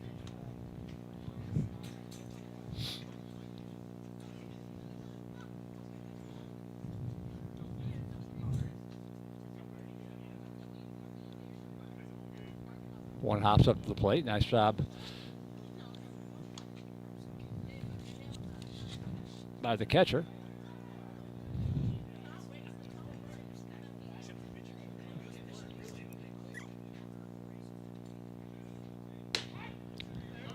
It's a pretty That's in good the first strike. strike. Yeah. It's probably the best pitch he's thrown yet. He's up to 40 pitches this inning.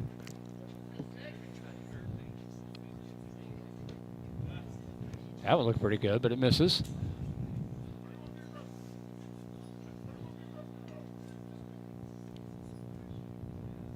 Runner at first is Besa.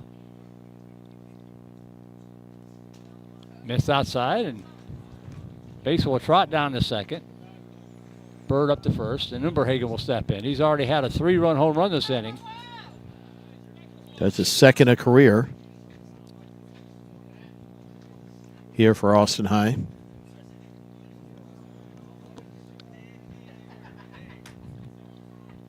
And that was a big, majestic home run. Towering.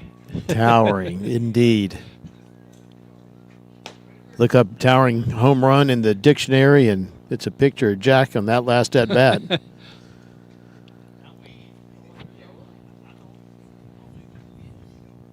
One ball, no strikes. Out in front Reach of for that one. Yeah.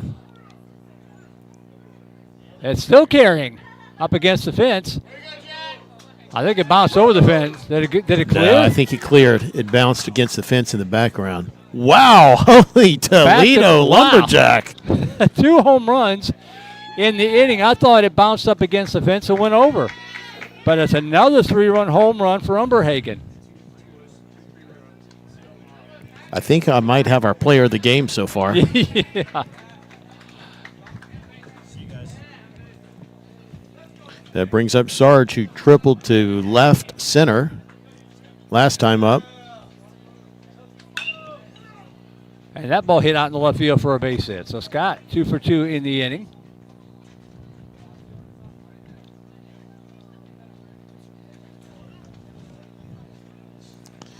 at somewhere here, we talked about all gas, no brake. At some point in time, I expect the brake to be put on. Right, Right. yeah.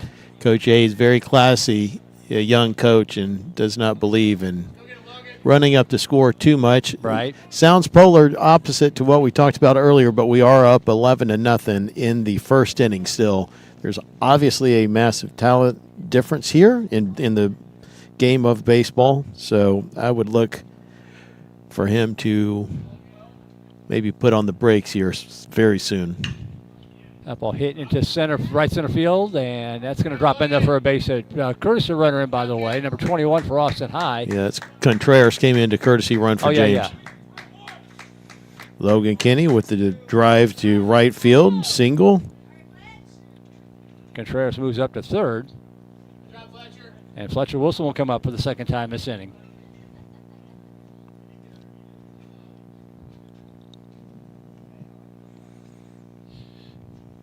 Oh, And that hits take him. that one. Jeez. You can take one for the team. I'm not sure in that situation that's what you want to do. So Ty Schreiber will step in for the second time. It's such a fine line in situations like this because you want to respect your opponent. Mm-hmm. We're going to have another courtesy runner in for Fletcher.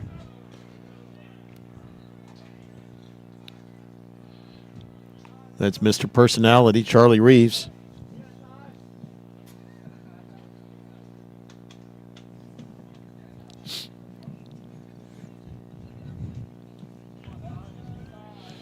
Ty made the first out in the game, and as he popped out to the pitcher as the 8th hitter in that inning, or this inning, I should say.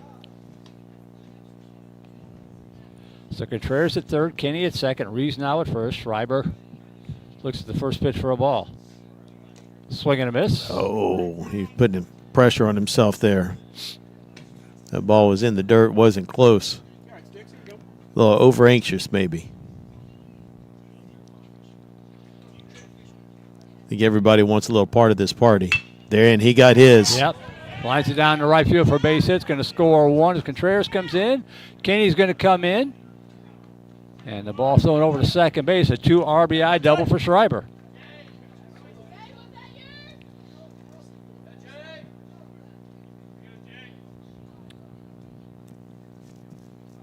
And that'll bring up Jake Beck.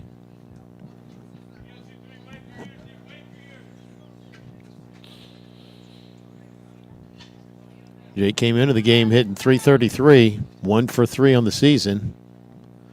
Getting the hit last time up, he's at a cool 500. Inside corner called strike one. That may have been a 13-0 strike right there.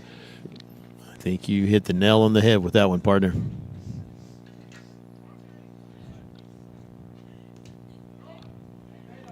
Down low, ball one. Now Beck's going to try to keep this party going. He is the 18th batter to hit this inning.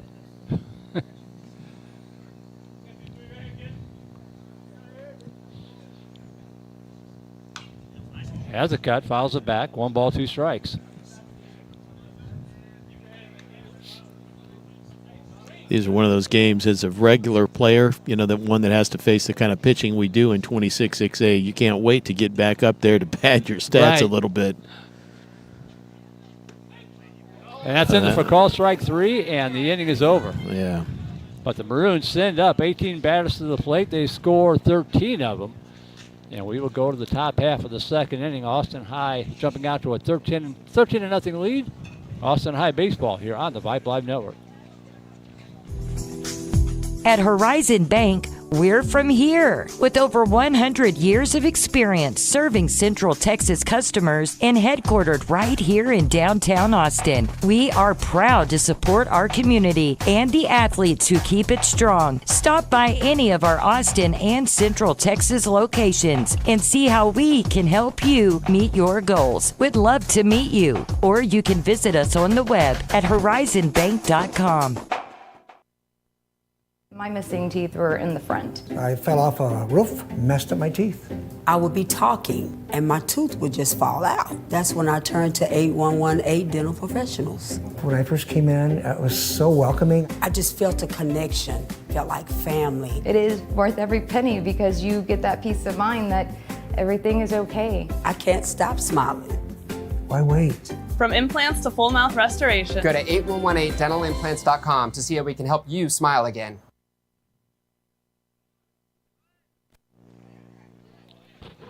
Welcome back to Garrison Field in South Austin. 13-0 after one, not entirely unexpected.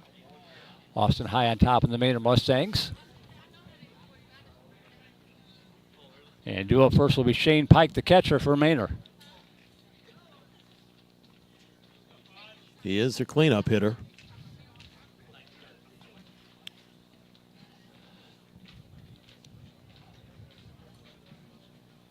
Wilson only threw 10 pitches in the first inning.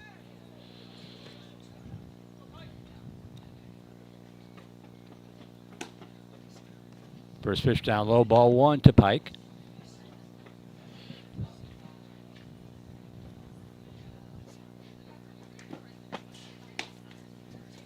Down low, 2-0.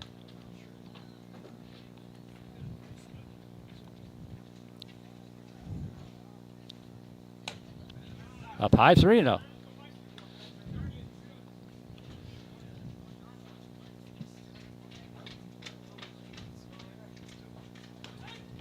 That's in there for a strike. 3 balls, 1 strike.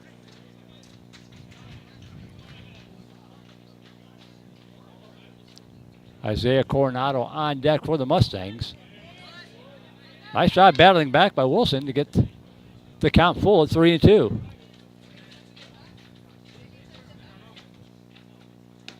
And he comes back and gets them all the way.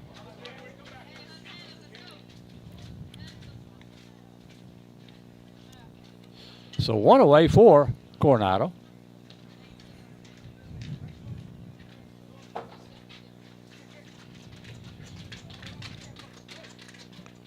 Coronado, their first baseman.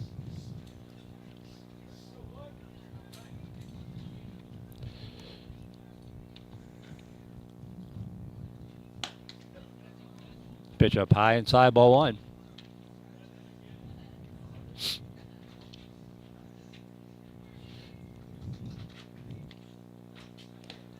One hops up to the plate, 2-0. This is truly a situation where you're Austin High.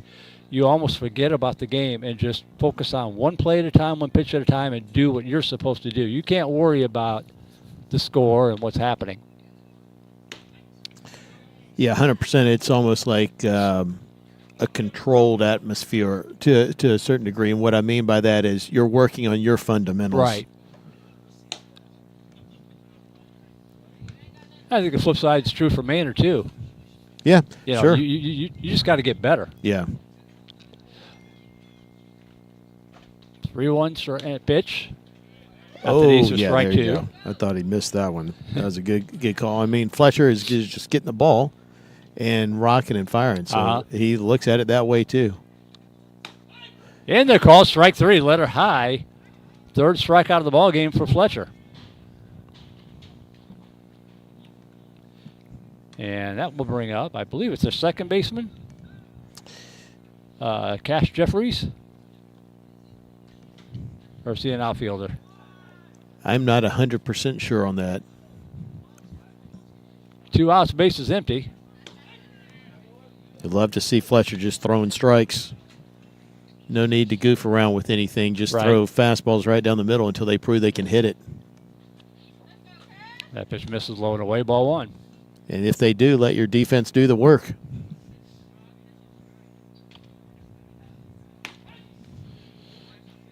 One ball and 2 strikes.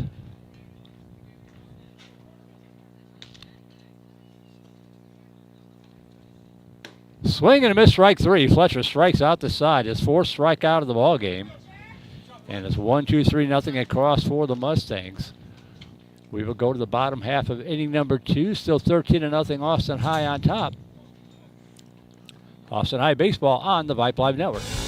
Do you need a haircut? A real haircut? One that's tapered or blocked, clipped or trimmed just the way you like it? Come let the licensed barbers at the Sportsman's Barbershop take care of you. The Sportsman's Barbershop is a friendly, no-frills neighborhood barbershop located in Austin's Brykerwood area. Our barbers specialize in traditional haircuts for men and boys, along with beard trims and straight razor shaves. The trophies and mounts donated by customers that line the barbershop walls serve as testaments to over 60 years of serving Austin. Give the guys a call, 512-459-9525 to schedule your appointment today, or look us up online at sportsmansbarbershop.com. The Sportsman's Barbershop, an Austin institution.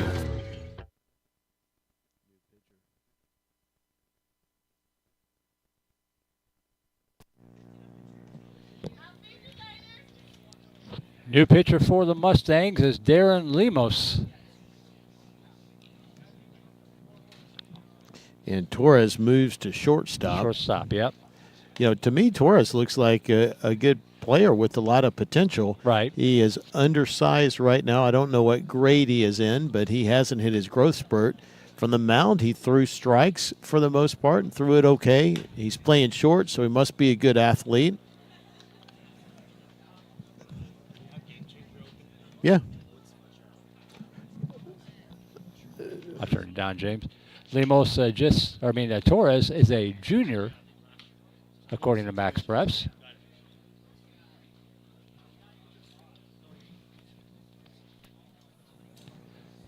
Lemos also a junior.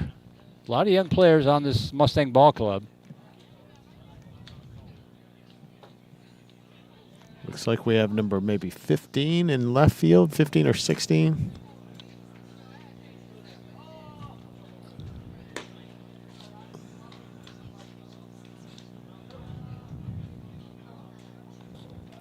Uh, 14 in left field.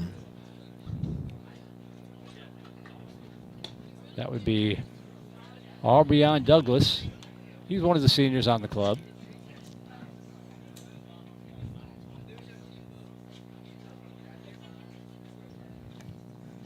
Anyway, to finish the thought on Torres, I think, you know, he grows a little bit and puts on some muscle.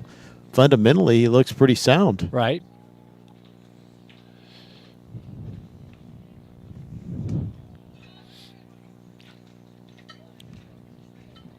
I mean, the bad news is, if you're a Manor, they gave up 12 hits that inning.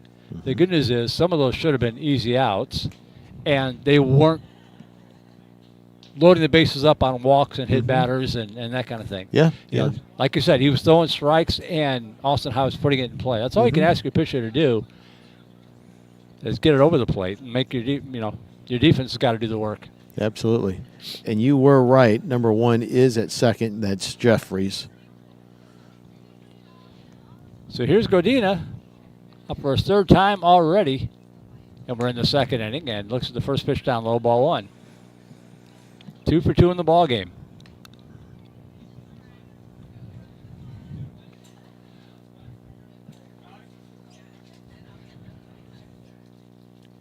Swing and a miss. Strike one. 1 ball, 1 strike. You know, you wonder with Manor only having 9 here, if maybe somebody's at school or whatever, but how do they get through 6 games this I was weekend? just thinking that. That's From a a good pitch pitching there for a strike. perspective, you know? Yeah, I was thinking that same thing. That's hard for a fully rostered team to do. Yeah. And Torres is done. You know, he's past his pitching count for a number of days off. Swing and a miss, strike 3. Good looking pitch there for out number 1.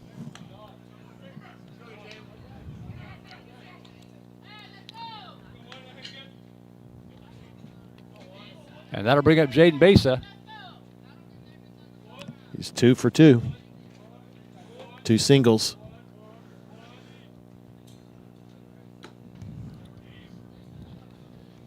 Pitch misses down low, ball 1.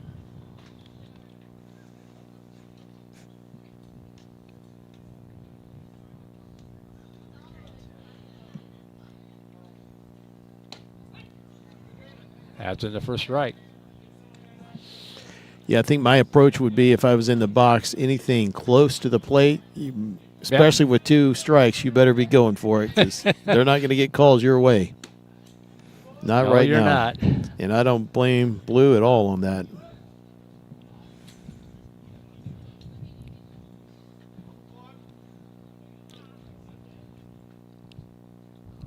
Two one pitch, and swinging a miss, strike 2.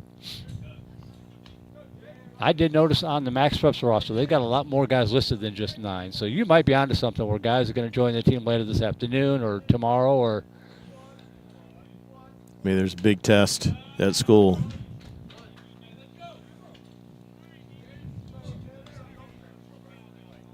We have SATs coming up here in March, I believe. Yep. 3 balls, 2 strikes. Swing and a miss, strike 3. Back-to-back strikeouts.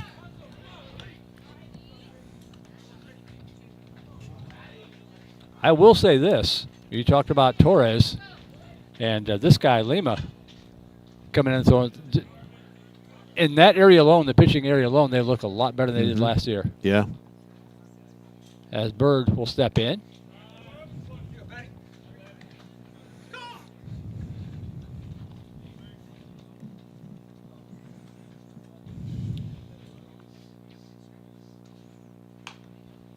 Ground ball right side. And the first baseman stepping on the bag to retire the side. The Maroons are done in order. I think over at first base, that's number 12, Caden Sane at first base as Bird grounds to him to retire the side. 1-2-3 nothing across. We will go to the bottom half. Or check that. Yeah. Top of the 3rd inning. Top of 3rd. I lost track of where I was. 13-0, Austin High on top. Cheer on your Austin High School baseball team and enjoy the spring season with ease thanks to Terrytown Pharmacy. We're not just a pharmacy, we are a neighborhood health hub offering prescription services, immunizations, home delivery, and a charming selection of gifts for any occasion. Whether you're celebrating a win or supporting a player, find the perfect gift and keep your health in check at Terrytown Pharmacy. Let's celebrate health, wellness, and community spirit together.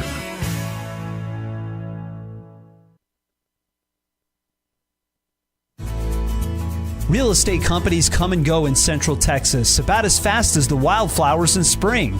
But when you're looking for a house, you're looking for a place to put down roots, a place to call home for years to come, which means you need a realtor with roots in the community, like Tate Property. Tate Property is a family-owned real estate brokerage located in Terrytown. We grew up here, we live here, and we work here, representing buyers and sellers of Austin's finest luxury homes, investment properties, and farm and ranch retreats. This is our passion.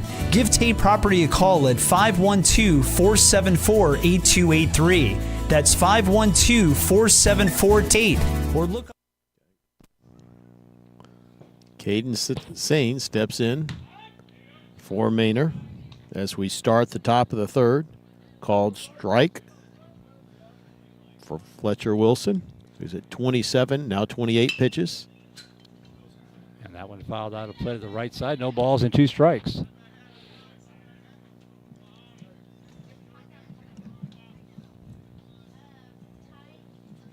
Breon Douglas on deck for the Mustangs. And good looking pitch in there for called strike 3, and Sane is out. That is the 4th straight strikeout for Fletcher.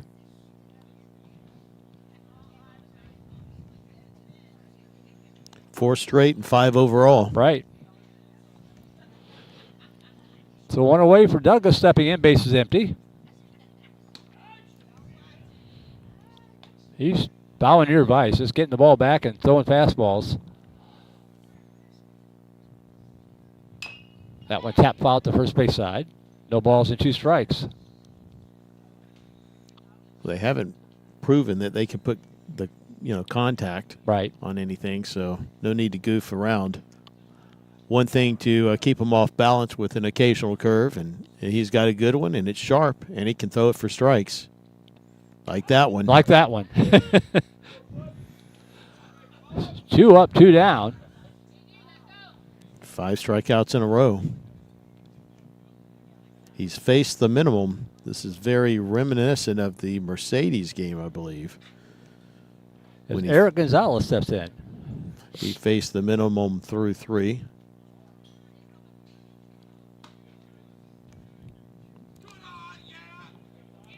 So that pitch outside, ball 1.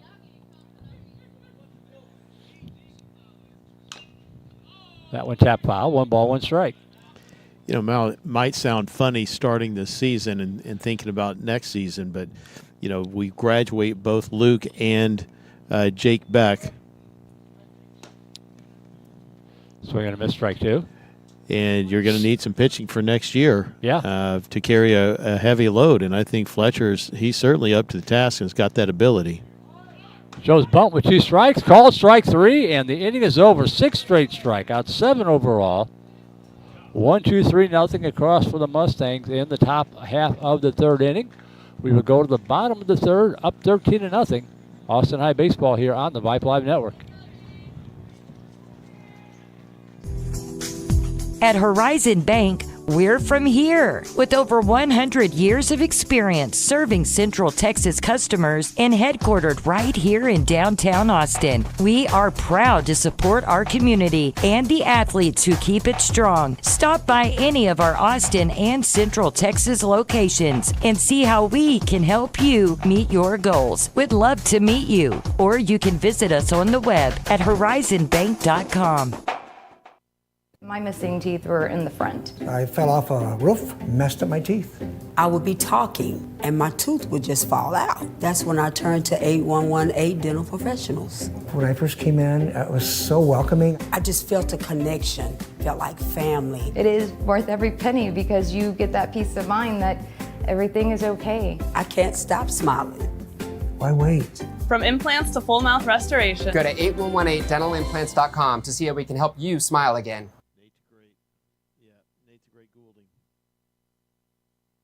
This is Jake Beck, and you're watching Austin High Baseball on Vibe Live Network.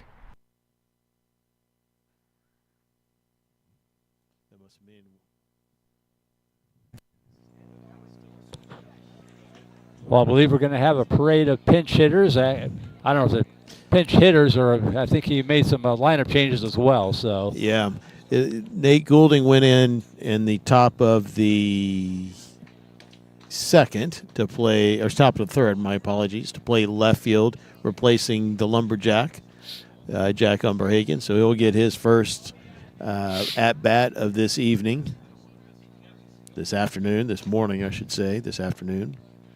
He's 0 for 1. I'm sorry, he's played 1 game. This is his 2nd game. He is walked in his only plate appearance, so he has a perfect 1,000 on-base percentage. I remember when I was a kid reading a book called The Boy Who Batted 1,000. It was a kid who taught himself to foul off pitches until he drew walks. The entire season. And, of course, his last at-bat in a heroic situation, he hits a home run for his only hit of the season. The Boy Who Batted 1,000. Well, that's a Disney movie That's an waiting to happen. inspirational story. Absolutely. I wonder if you can still find that out there. That's always stuck with me, obviously. Amazon's your friend. It's true. So Goulding steps in, and this is a great opportunity for these players because they're, as they get back into that district play, you kind of settle into a more or less regular lineup.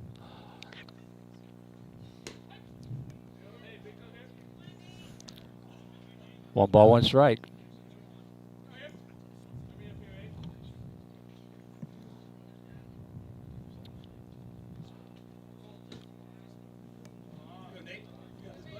Two balls and a strike.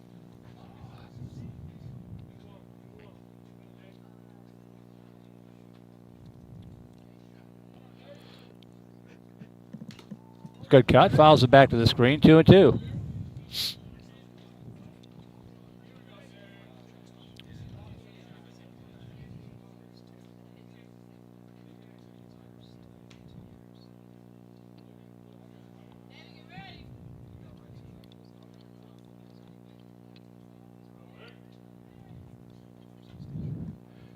Two-two pitch. Check swing foul. The count remains 2-2.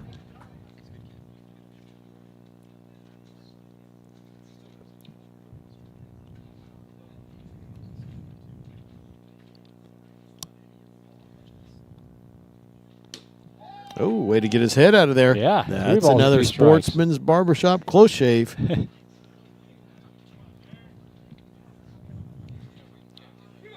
I don't know that Nate Wheat needs one this morning, but if he did, he just got one. And he draws a walk. And he keeps his streak alive. His on-base percentage is still 1,000. So James Scott Jr. will step in. 2 hits in that first inning.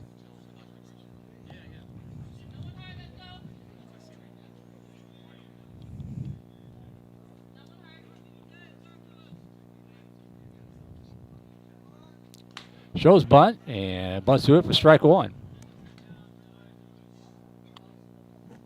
Kind of surprised Coach A's having him bunt right here. Up 13-0 in the third. He might be looking to score 2 more because I think after, maybe it's 15 after 3. I know it. Yes. Slow down a second, and almost got it, but it's going to be a stolen base. So strike 2 to Scott. I know that's the case in softball. Do they do that in baseball as well? They were talking run rule earlier, and I heard them talk after 4 and after 5. I didn't hear anything after 3. Right. But the only reason I could imagine Coach A would try to bunt Nate to start with and then steal on that one is to try to get 2 runs here and just end the game.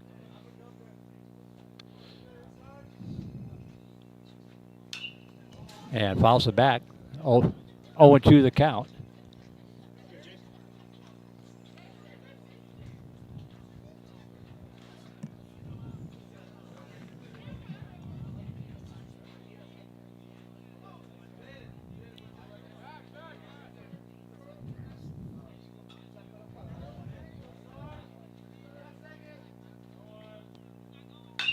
Ground ball left side, through the hole out in the left field for a base hit.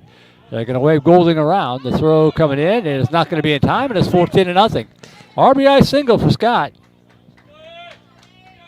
3 for 3 on the day. Yeah, if Coach A sending him right there and make it 14-0. He's got to be playing for this run. Right. I'd be willing to bet some money on it. That's not the way he would normally play the game. So, and we'll know for sure if they send James here, who's the fastest guy on the team, if he goes for a stolen bases, that's got to be the situation. And there he goes. There's no throw down. And I'm not sure why he wasn't running full speed the whole way there. Logan Kenny. Singled, walked, scored both times. The pitch misses. 2 balls, no strikes.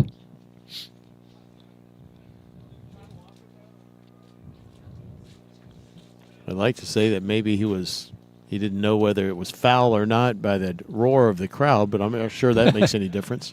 Swing and miss, and going to be a stolen base again for Scott. All right. The answer to our question will happen right here if Logan gets a base hit.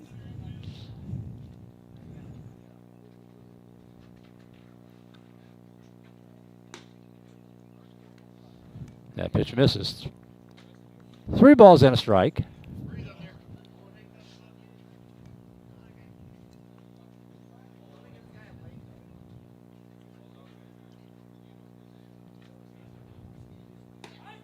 At the knees, 3-2.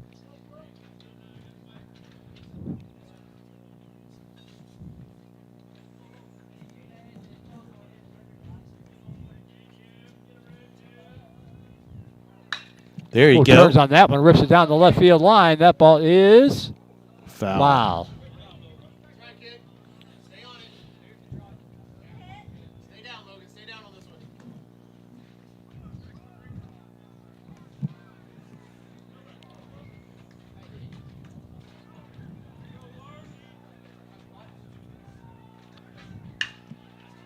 That one lifted in the air to right field and caught by the right field, tagging at third to Scott.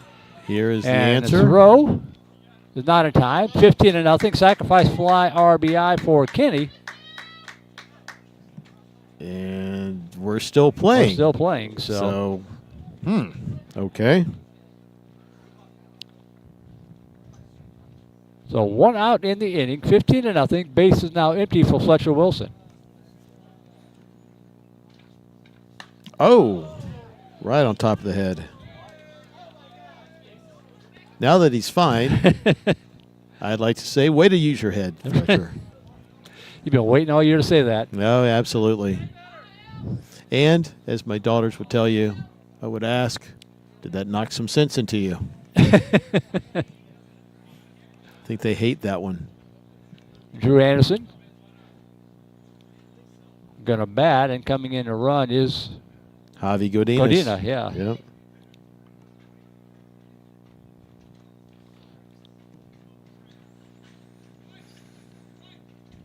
So Anderson used a lot as a courtesy runner in the earlier game. We'll get an at bat here.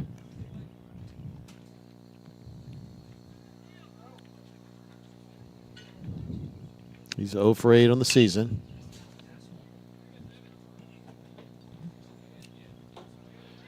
He has walked once, scored 5 runs, driven in 1. Testament to all the pinch running he has been doing.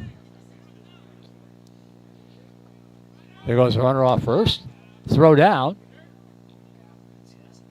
And the ball gets out in the center field, and that's going to allow Godina to move up to third base. So stolen base and then an error. Who are you giving that error to? Got to give it on the infield. That was not a bad throw. I know, that's what I was thinking. No balls, 2 strikes to Anderson. Chance for an RBI, and he fouls it right back towards us. 2 more games tomorrow noon at Burger Stadium against Crockett. And then at 5 o'clock, it'll be a good matchup against the Pflugerville Panthers. Usually a decent program year in and year out.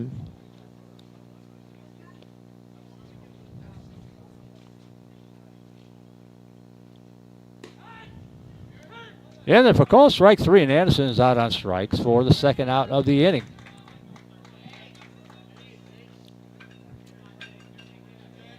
All right, coming up, Jake Beck, 1 for 2. He got called out on strikes in a very generous call to the pitcher in the second at bat in the first inning. I bet he doesn't let that happen again. The pitch down low, ball 1. Godina at third base with 2 away.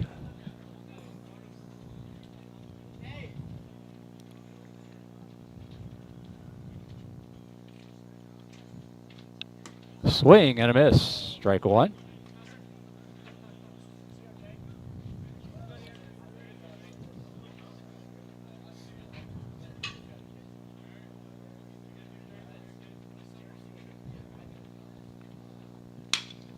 Tags that one to center field. But making the catch out there is their center fielder to retire the side. Beck hit it pretty well, but hit it right at him. But the Maroons do pick up a couple of runs. They get it on 1 hit, helped out by an error, and we will go to the top half of the 4th inning. Up now 15-0. This is Austin High Baseball here on the Vibe Live Network.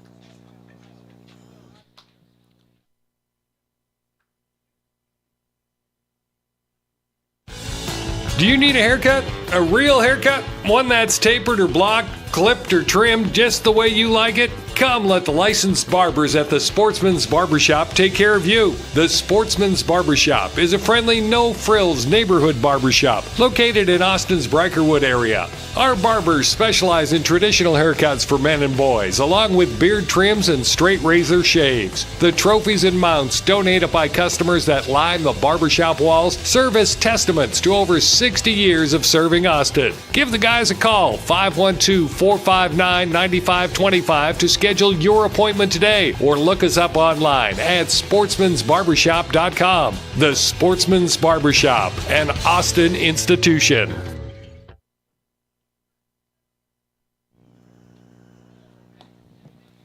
Welcome back to Garrison Field. We go to the top half of the 4th inning. New pitcher in here for the Maroons, and I'm going to guess that Mr. Scott has his numbers, number 16. That's Jason Martinez. He played center in the first inning, or first game. I believe this is his first outing on the mound, and it is. So we have Martinez on the mound, Scott catching. Besa is still at first. John Latham has come in to play second base, moving Logan Kinney to short. Patrick Bird is still at third. Nate the Great Goulding is still in left. I believe that is Aiden Leonard, but I need to double check that.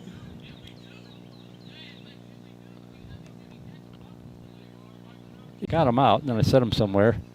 There we go. I'll confirm, but it sure looks like him. Yeah, I don't see anybody else on the roster that could be. As Anthony Torres steps in for the second time today and swings and fouls it back, strike one.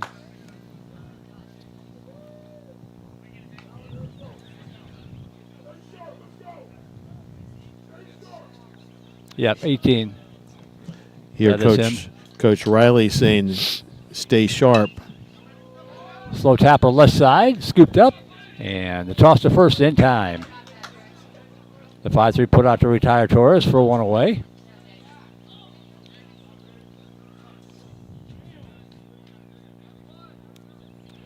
And that'll bring up Basil Jackson.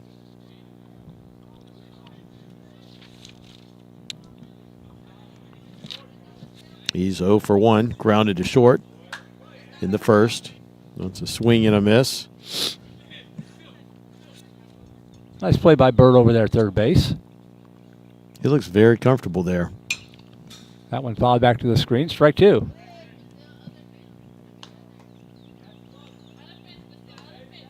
Thinking of Rosie Bega, keeping an eye in and near on the broadcast.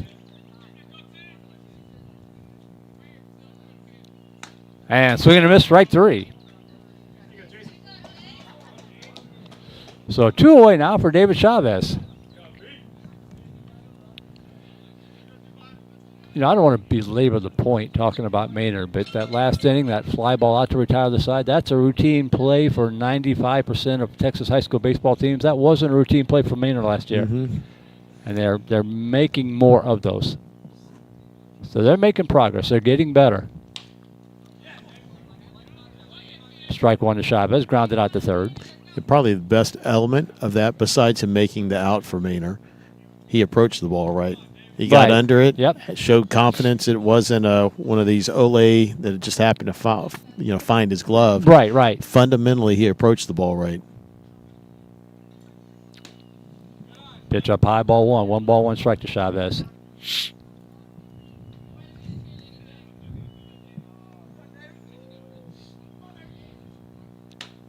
Up high, 2-1.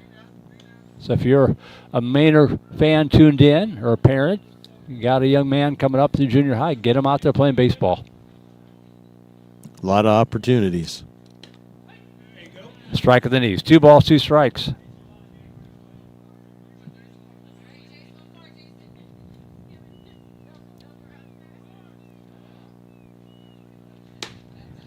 Ooh, just missed inside. The count goes full.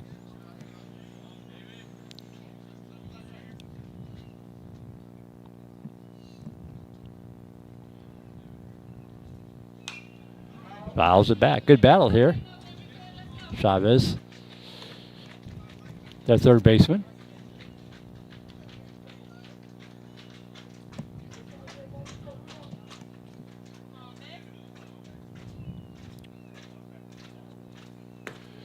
Pulled the string and got him out on strikes. So good inning of work there. 1-2-3 nothing across, and we will go to that. They just called it. They called the game. Okay. So it was 15 after 4, which is why Coach A did what he did. So that makes sense. So 15 after 4, not of 3. So what a fantastic job by Fletcher Wilson, who came in relief in the first game, continued his work here in the second game. He struck out 7 in 3 innings, faced the minimum. And then great job by Jason Martinez to come in, get the 3 men that he faced, and with 2 of those 3 being a strikeout. So mission accomplished for Austin High. They get the sweep. Had to work for it pretty hard in that first game against Cougar, but got it done. And took care of business, did what they were supposed to do against Manor. And they'll pack it up and get ready for 2 games tomorrow, 2 games this Saturday. Yeah, you hit the nail on the head, Merle. We did what we were supposed to do, so great job to the team. Good to see our young guys and perhaps some of our most inexperienced varsity pitchers come in and do what they needed to. Ironically, Fletcher Wilson leads the team and wins from the mound perspective now. He just picked up his 3rd victory, 2 of the 3 today. So yeah, he's got those bragging rights on the rest of the pitching staff. Right. So, you want to grab some interviews? Or you want to go warm up? What's the plan? Why don't we pay some bills right here and see what we got going after this? All right, we'll take a break and be right back for the post-game show. Austin High Baseball on the Vibe Live Network. Do you need a haircut? A real haircut? One that's tapered or blocked, clipped or trimmed just the way you like it? Come let the licensed barbers at the Sportsman's Barbershop take care of you. The Sportsman's Barbershop is a friendly, no-frills neighborhood barbershop located in Austin's Brykerwood area.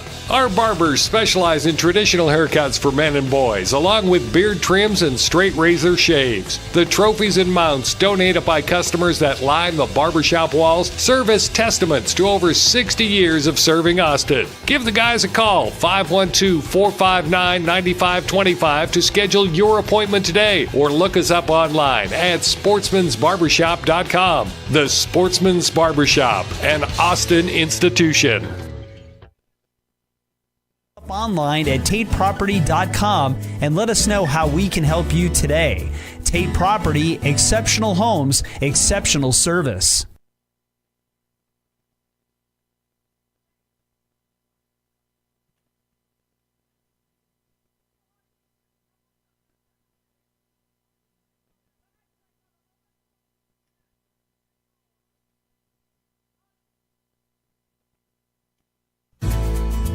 Real estate companies come and go in Central Texas about as fast as the wildflowers in spring.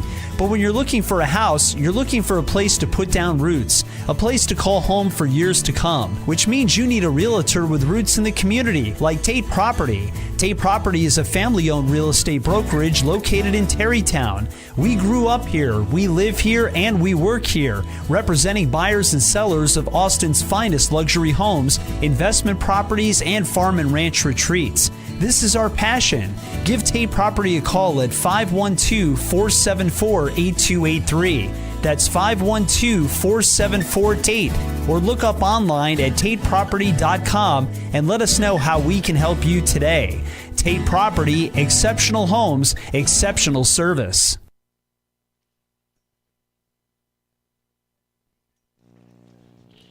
Welcome back to Garrison Field, a brisk morning of baseball. I guess we're technically in the afternoon now, 1:14, but Austin High with the win 6-5 over Connally in the bottom of the 7th in dramatic fashion. Not much drama in this one, as Austin High gets 13 in the first and cruises to a 15-0 win.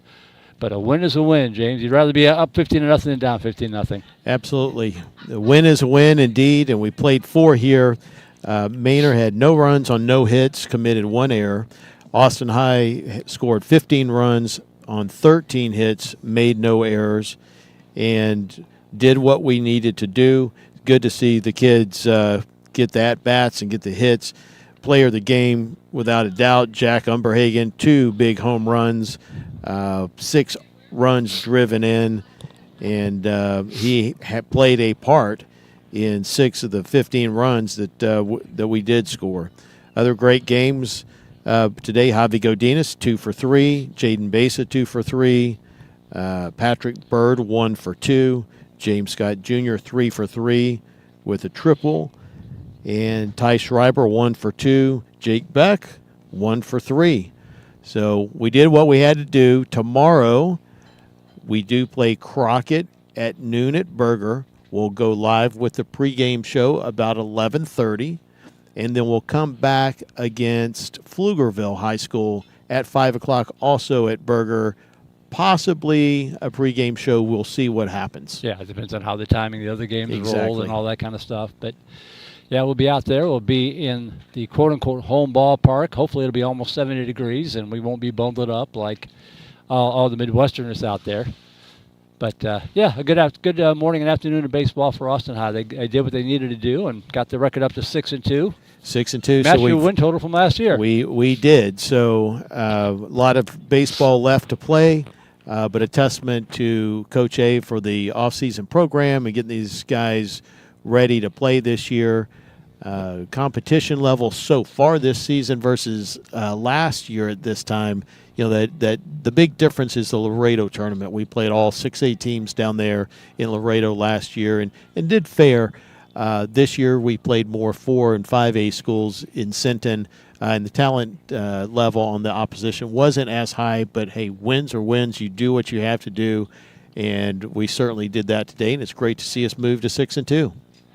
So we'll pack it up here this afternoon, and we'll be back on the air tomorrow afternoon, technically tomorrow morning from Burger Stadium. On behalf of James Scott and the Austin High Baseball Booster Club, I want to thank our QA this afternoon, Rosie Bega, our technical director, Suna Vincott, helping us scramble and get us all set up here once James and I finally found the ballpark. And on behalf of James Scott, my name is Merle Bershine signing out here. Have a great afternoon, and we'll see you back at Burger tomorrow for more Austin High Baseball right here on the Vibe Live Network. Good night, everybody.